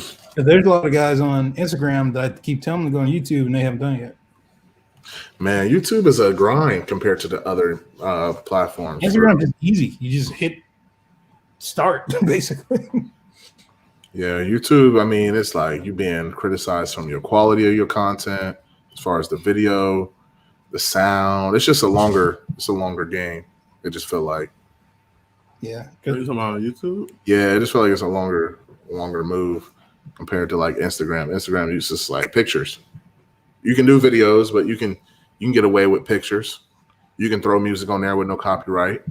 You know, it's just like that's cool. Like if you can throw a little mixtape together real quick of you doing something, it just with some hidden music, people might just replay it for that song they like. Mm-hmm. Like, oh, I think a lot of people like, because I think my Instagram started growing after I started putting like LS7Y254 on Instagram, like in my YouTube videos. You know what I'm saying a lot of people from YouTube, I guess, say like, oh, he has an Instagram. Like Instagram, I think is also like a way to kind of better like directly connect. You know what I'm saying? They can message you there. You can put like multiple posts. You know what I'm saying? Like my YouTube, my Instagram is not large. I mean, my Instagram is only, I don't even know, cause I don't really keep track of my numbers over there like that. Like I'll be more focused on like my subscribers. Nothing compared to my YouTube. I feel like my YouTube is just. I mean, my Instagram is like. Yeah, I know that I don't have 6,000 followers on Instagram. That I do know. It's just like mine. I feel like mine is just an extension of my YouTube page. Like it's the message center. It's my inbox. It's literally my inbox for the YouTube page. For the YouTube channel. Yeah, because like I don't want to add everybody to my Facebook page. You know what I mean? Like my Facebook, right? Facebook, and that's part of the reason why I did go ahead and make a LS7Y254 like fan page on Facebook, because I did start to see that a lot of people that like are friends of Locos or friends of Steve's. You know what I'm saying?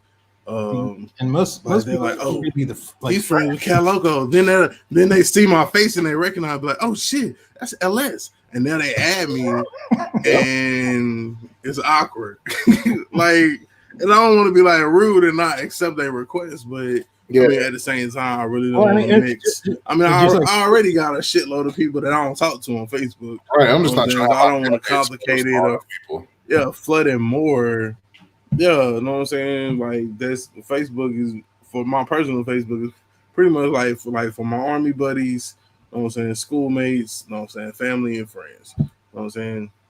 Yeah, so it's about protecting your family. Outside of that, like I mean, because I really don't even like. I mean, I might post something car related on there every once in a while, but like it was never my intent. Because like I mean, that's where I do most of my promoting for my photography business. So technically, I don't necessarily want to be like, hey, I'm working on cars. They're like, okay. So like say that I do a photo shoot one day and the next day I'm working on cars. The person that I did a photo shoot like, oh, why you not working on my photos? You out there working on a car. And I'm just like, I wouldn't want that conflict to be there. You know what I'm saying? Oh, they waiting on a photo album and you like, oh yeah. Yeah, you know, I'm in the garage turning wrenches and shit. So I wouldn't want that to be an issue. You know what I'm saying? Even though there is a grace or a waiting period, I mean, my turnaround is not next day. You know what I'm saying? It's 5 to 7 days. So, but you can see where it might be an issue of like a delay or, you know, I just don't want to mix the two worlds. You know what I'm saying? Right. You know what I'm saying? I'm a photographer on Facebook. You know what I'm saying? I have now made a LS7Y254 page. You can follow me there. I have an Instagram. But like I already turned my personal Instagram into LS7Y254. You know what I'm saying? So like I'm not giving them my Facebook too. You know what I'm saying? So if you need to reach me, you can hit me on Instagram, hit me on the Facebook page, or comment on the videos. Hell, I even made a fucking Twitter for fucking LSJ Rod 254. So like it's so many ways. It's 3 other ways to reach me and an email. So there's no reason for you to hit me on Facebook. You know what I'm saying? LSJ Rod 254 at gmail.com. You know what I'm saying? Or you can hit me on Twitter at LSJ Rod 254. Or you can hit me on Instagram at LSJ Rod 254. Or on YouTube. So it's too many options for somebody to just be like, I need to be your friend on Facebook too. Check out OC comment. I posted a video. I wouldn't play with Sam. You could have just said you ain't want to accept my friend request. Jeez. All right, Archie.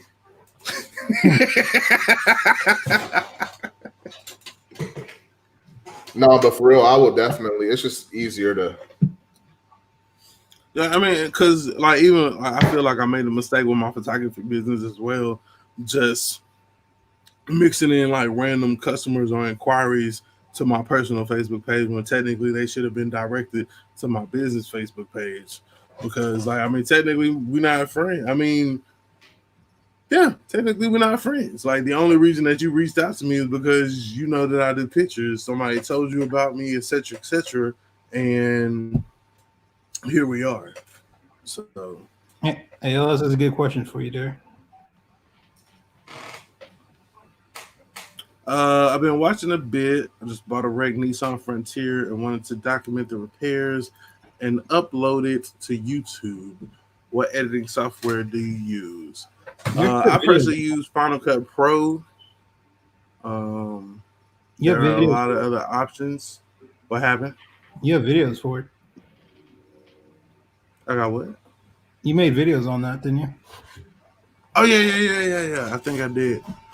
So there are other alternatives. There are free alternatives and paid alternatives to editing, whether you're on a Windows computer or a Mac. For the Macintosh people, I would definitely recommend Final Cut Pro X. I know I use it. Loco uses it. I don't think that Dewan does because he's on. Yeah, he's on Windows. But I know that me and Loco use Apple, so we use those. But the concept is the same. I don't think that one is necessarily better than the other. It's just, it's like you pick your poison, just whichever one. Like if you use Chevy, then you use Dexron, you know what I'm saying, for your coolant. If you use a Ford, you use like Go5. You know what I'm saying? It's just, this one is for this set, this is for the other one. But yeah, start out with something free till you get familiar with editing, Windows Movie Maker or iMovie if you use Apple, and just get familiar with it, get a style going, and then from there, when you're ready to pay for the software and you feel that it's beneficial, then move up. Yeah, let's say Windows Movie Maker. I believe that's free, and then like paid version. Eventually, you want to go Adobe Premiere. That's like the equivalent of Final Cut Pro X on Mac, and then the free version, like he said, if you have an iPhone or Mac, it's iMovie. iMovie's free with Apple. And then there's this other one that the guys are using. I think it's like, what is it? KineMaster or something like that. Yeah, KineMaster. Oh yeah, KineMaster. That's I think like on Android. Yeah, well, no, you can use it on Apple too. Oh, I had it. Okay. I had it, and then I'm like, nah, I'm good. I mean, I just don't like editing from my phone. I was like, I'll record some footage from my phone, but I'd rather just, because at the end of the day, I'm not gonna upload it from my phone, so there's really no need to me editing it from my phone to set it to process from my phone. So I'll just record, like sometime when I'm out, I'll record some clips. You know what I'm saying? If I'm at the junkyard or whatever, record some clips on my phone, and then I'll integrate them into a video that I ultimately edit on my computer. Yeah, I really like Premiere. It is a little bit more than probably I should have started with, but there's some big channels that's made it big with just iMovie. Like I know Tall Guy. It seemed like he had been using iMovie. Okay. It's more about the content and the creativity. Well, I say the content and the creativity, your personality that's going to shine through more than anything else when it comes to a YouTube channel. You know what I'm saying you could be fucking you could be a boring YouTuber, monotone, no energy in your videos, but when you go out and buy the software, it's not going to give you any of those things that you're lacking.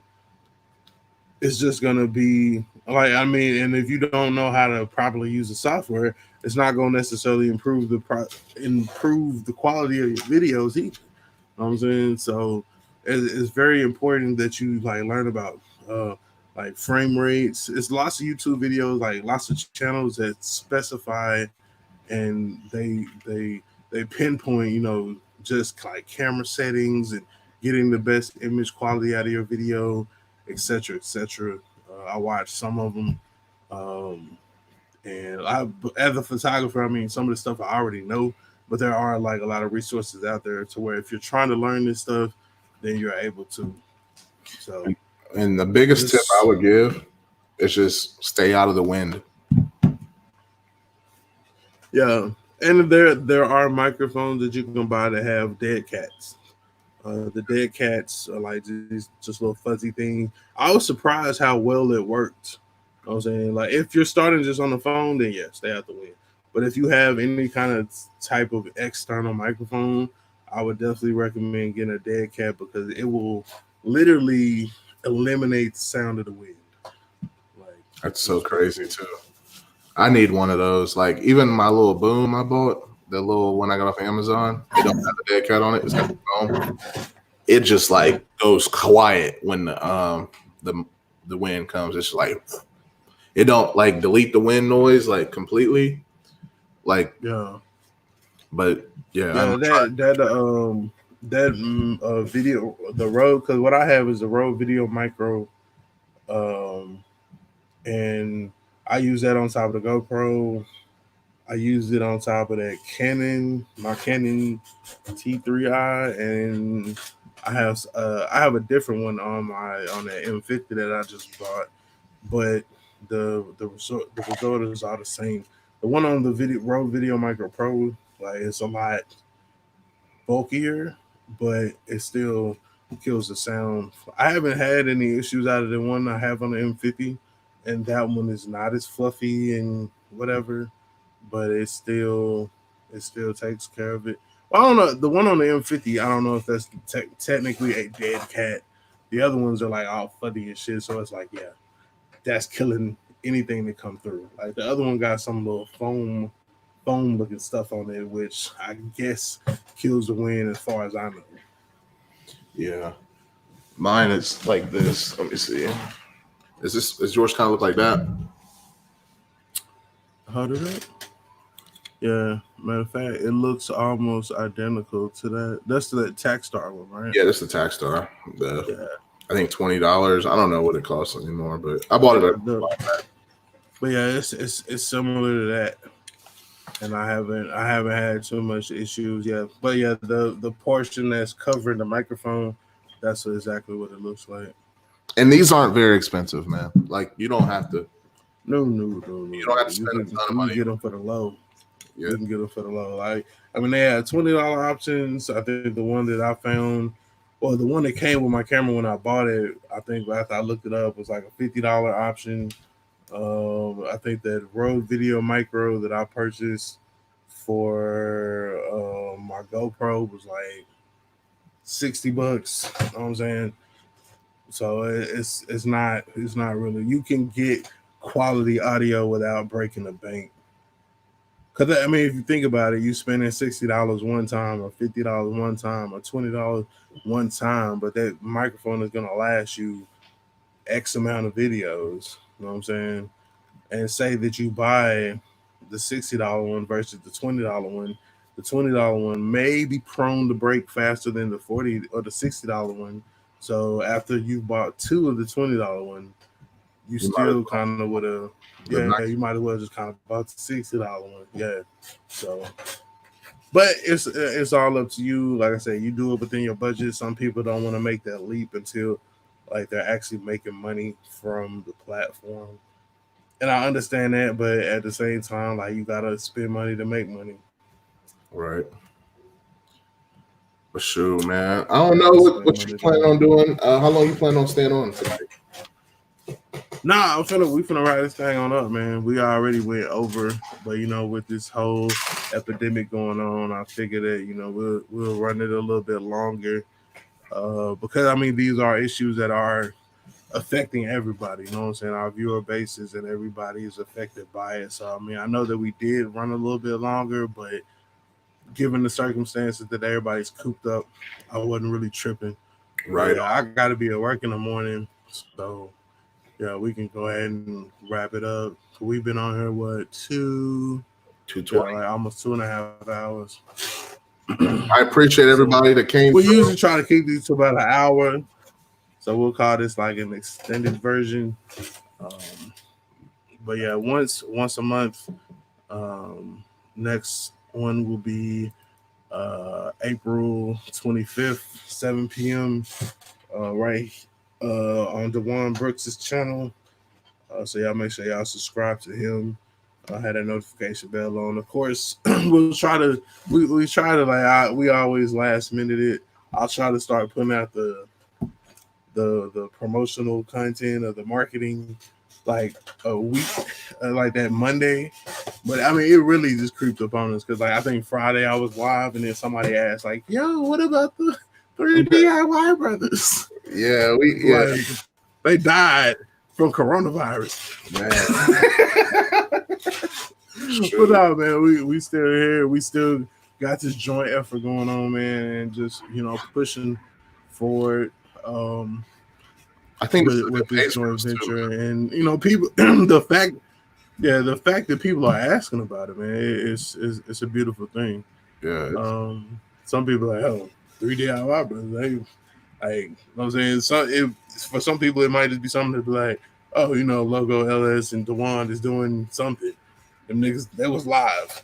You know what I'm saying? But Right. the fact that they was asking, where are the 3DIY brothers? Like, it was a good feeling. So We might. last Saturday of the month, 7 p.m. is gonna be the times that we aim for. Primarily, probably like Saturday or the Sunday before, like that episode.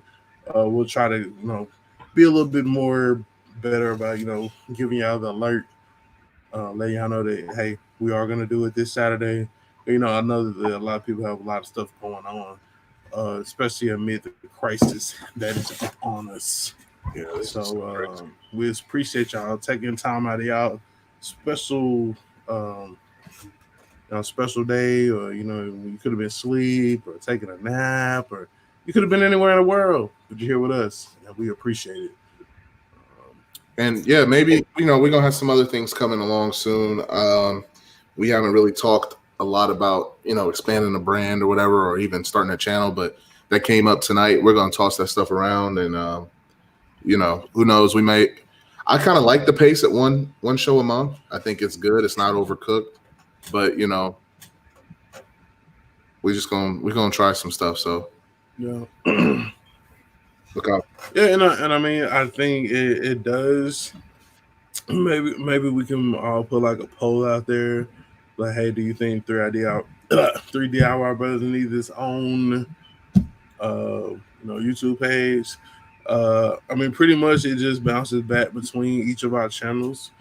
But in the event that we did just make it like the 3DIY Brothers podcast and created a channel for it, do you think that would be good for us? Bad for us? Y'all let us know down in the comments section below, and we'll see what we can do about making it happen. I think on our end, it probably wouldn't be too much more. I think more than anything, it would kind of help direct the traffic and get everybody here. You know what I'm saying? That way it's not bouncing between the channels. You know what I'm saying? While the initial thought was, yeah, if we bounce it around the three Prime members channels, like people will follow to each channel and subscribe and everything like that. But sometimes, if they turn the notification bell on for one but not the other, then they don't catch the podcast and whatever. So it could be a good idea. You know I'm just thinking because like that from y'all. I'm just thinking just because people may be looking for just podcasts on YouTube, just something to listen to while they're doing whatever, and if they sees like a talk show type podcast, I think they'd be more likely to subscribe, and they know to expect a podcast every month or every because changes. You know what I mean? Because they may not be into junkyard videos or LS swaps. Right. Whereas if they got one channel where it's specifically that's definitely how y'all. That's definitely how you get them. One a month. Sometimes it might be an hour. Sometimes it may be 2.5. But I'm with Cat Loco saying more so on the 1 hour side, but yeah, I definitely understand. Like just niching down so that it's not a misconception. So between now and the next time that we all are together, we're gonna put some things in motion. Like I said, I have a little bit of knowledge of it, so we're gonna see what we can work out. However, I don't know exactly how it would work, but we'll work out the details.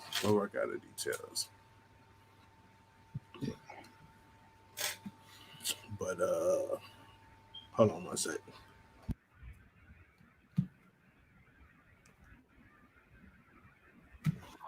But yeah, Loco, I think it's a pretty good idea, man.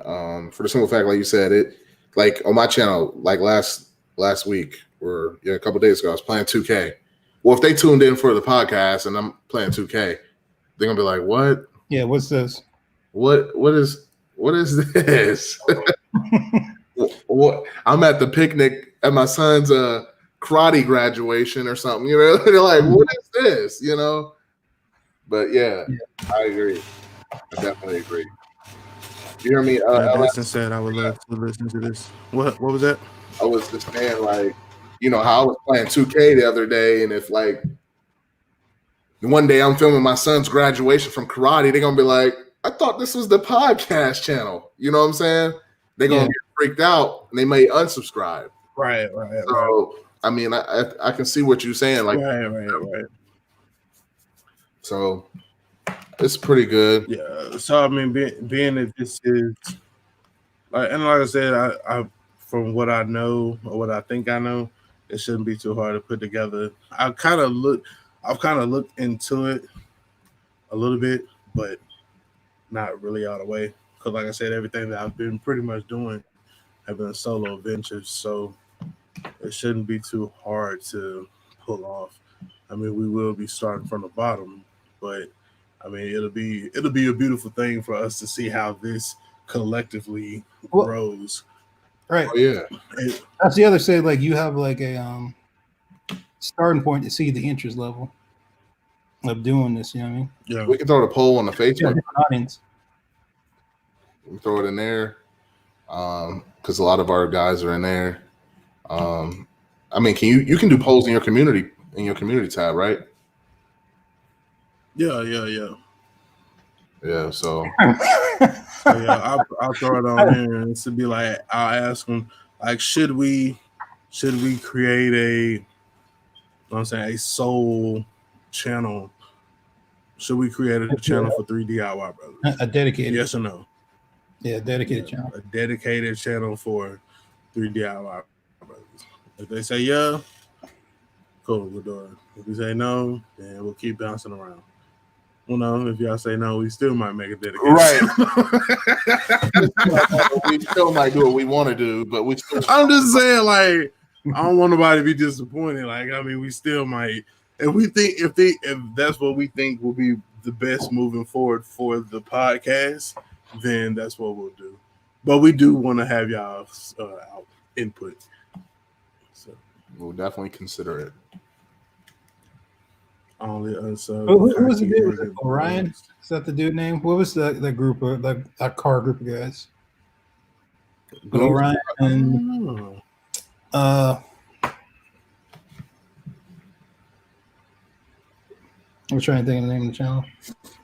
But there's people that do it all the time where it'd be like 3 to 4 people, or even Goon Squad. I mean, that's one channel, but it's 2 people. Yeah.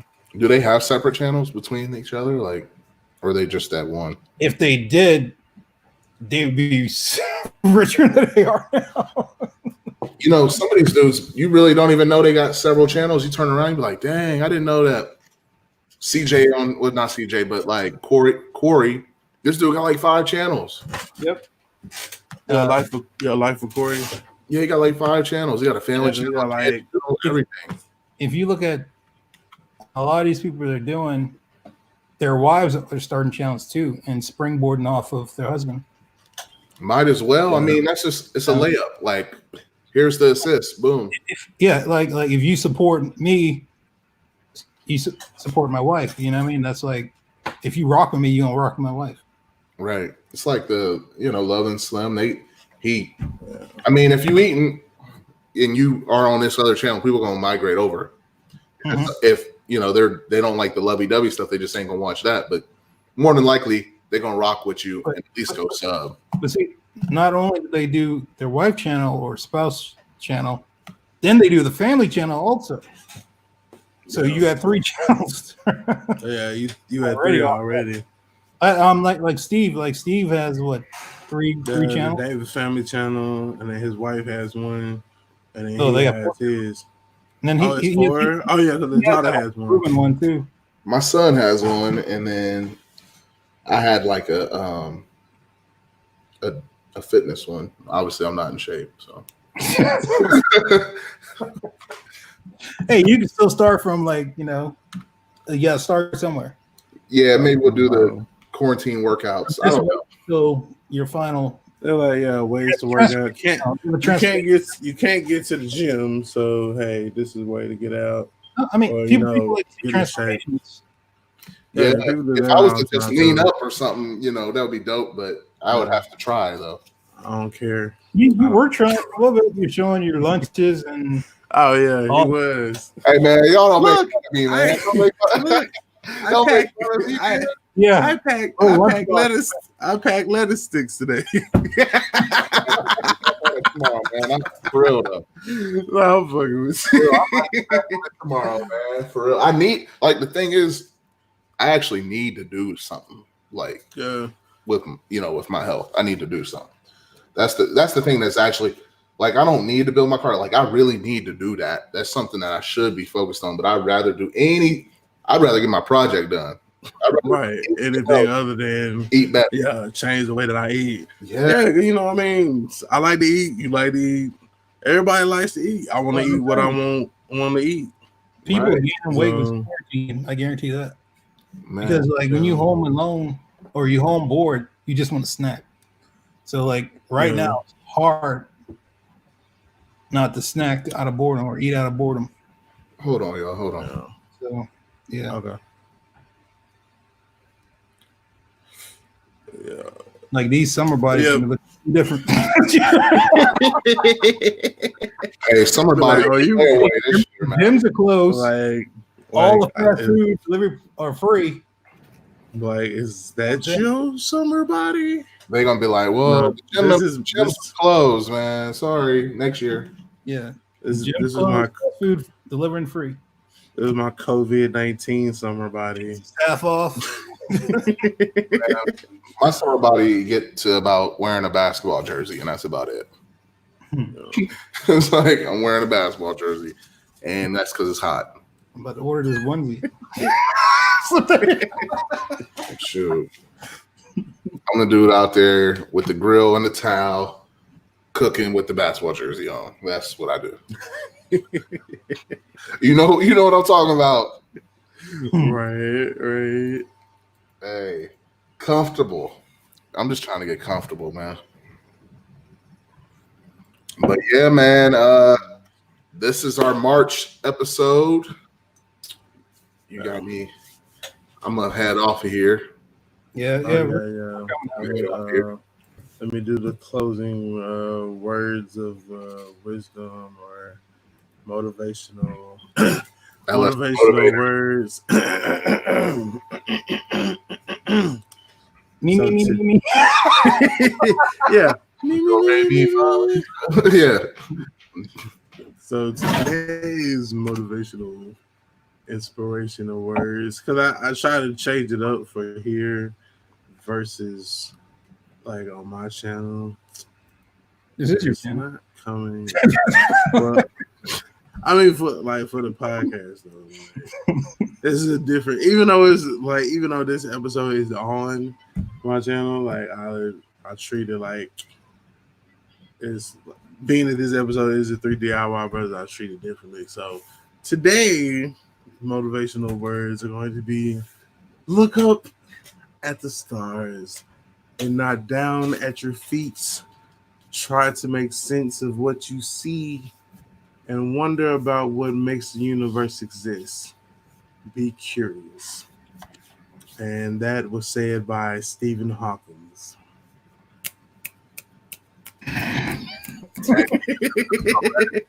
Poetry. It's lit. It's lit. It's lit. Yeah, man. Like I said, we really do appreciate y'all coming through, man. Y'all look out for that poll. I'm gonna be putting up on my community page whether we should do a independent channel. If we do decide to go ahead and do it, I mean, we have enough time, so we'll run this for like 2 weeks. 2 weeks, we'll run a poll. I'll go ahead and get that up, and then after that, we'll take our calculations and we'll make a decision based off what we wanted to do anyway, and then, and then we'll create. Because I really think it's going to lead towards making our own thing, but we still, like I said, we still want y'all's input. So we'll get that poll up, and probably in 2 weeks, you look out for the link for the 3 DIY Brothers podcast.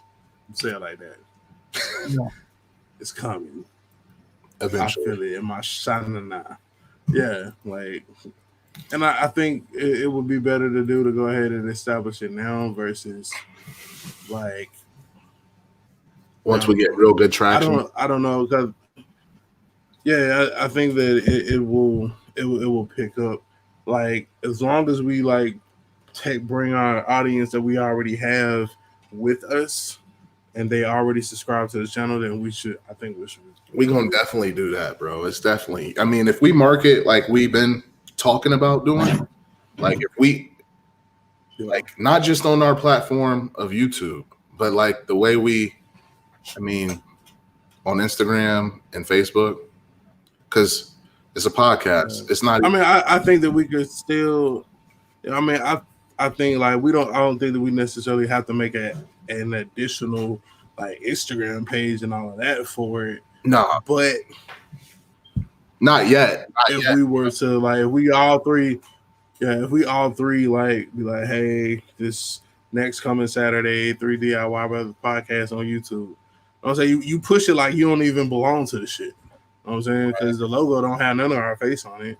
It's just, hey, 3 DIY Brothers podcast. If you're in the automotive, if you're an automotive enthusiast, you'll love this podcast, and we'll push it out to people, and they will follow, and then they'll be like, hey, you're the guy that told me about it. Yeah, gotcha, bitch. Bro, it's gonna catch traction. I have no doubt in my mind. Yeah. It may not be right away, but I feel like it. You know how you said, we're not gonna do an Instagram page. Maybe sometime down the line, it may become a brand. It may become a brand where you need to, because of messages and stuff like that. Is. Yeah. I mean, technically it already is. Like, yeah, if we finna make a whole YouTube channel for it, it's a brand already. Right. So like with taking the step to make it a YouTube channel, like all that other shit really just comes in hand with it. Twitter, Instagram, like, but within running the brand, it's a lot more like on those, being on all those social media outlets, like it takes more work. You know what I'm saying? More people to manage those, to keep people engaged and to grow them, etc., etc. It's one thing to have them, but to actually grow them, cultivate them to be, to grow the whole overall, then I mean, it's gonna take work. Yeah. So, and I know that we already all have our individual channels. It's gonna be big, bro. That's why I know it's like right now once a month, but when we get off here, I'm gonna have a conversation with you guys, but I think it's gonna be a quick one if you guys are cool with that. But I think it's gonna be bigger than, we just gotta get serious with it. Like, it can be a lot bigger than we want it to than what it is right now. But yeah, thank y'all for tuning in. Y'all have a good night. Peace.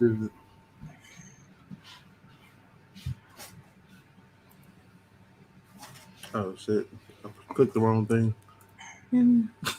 In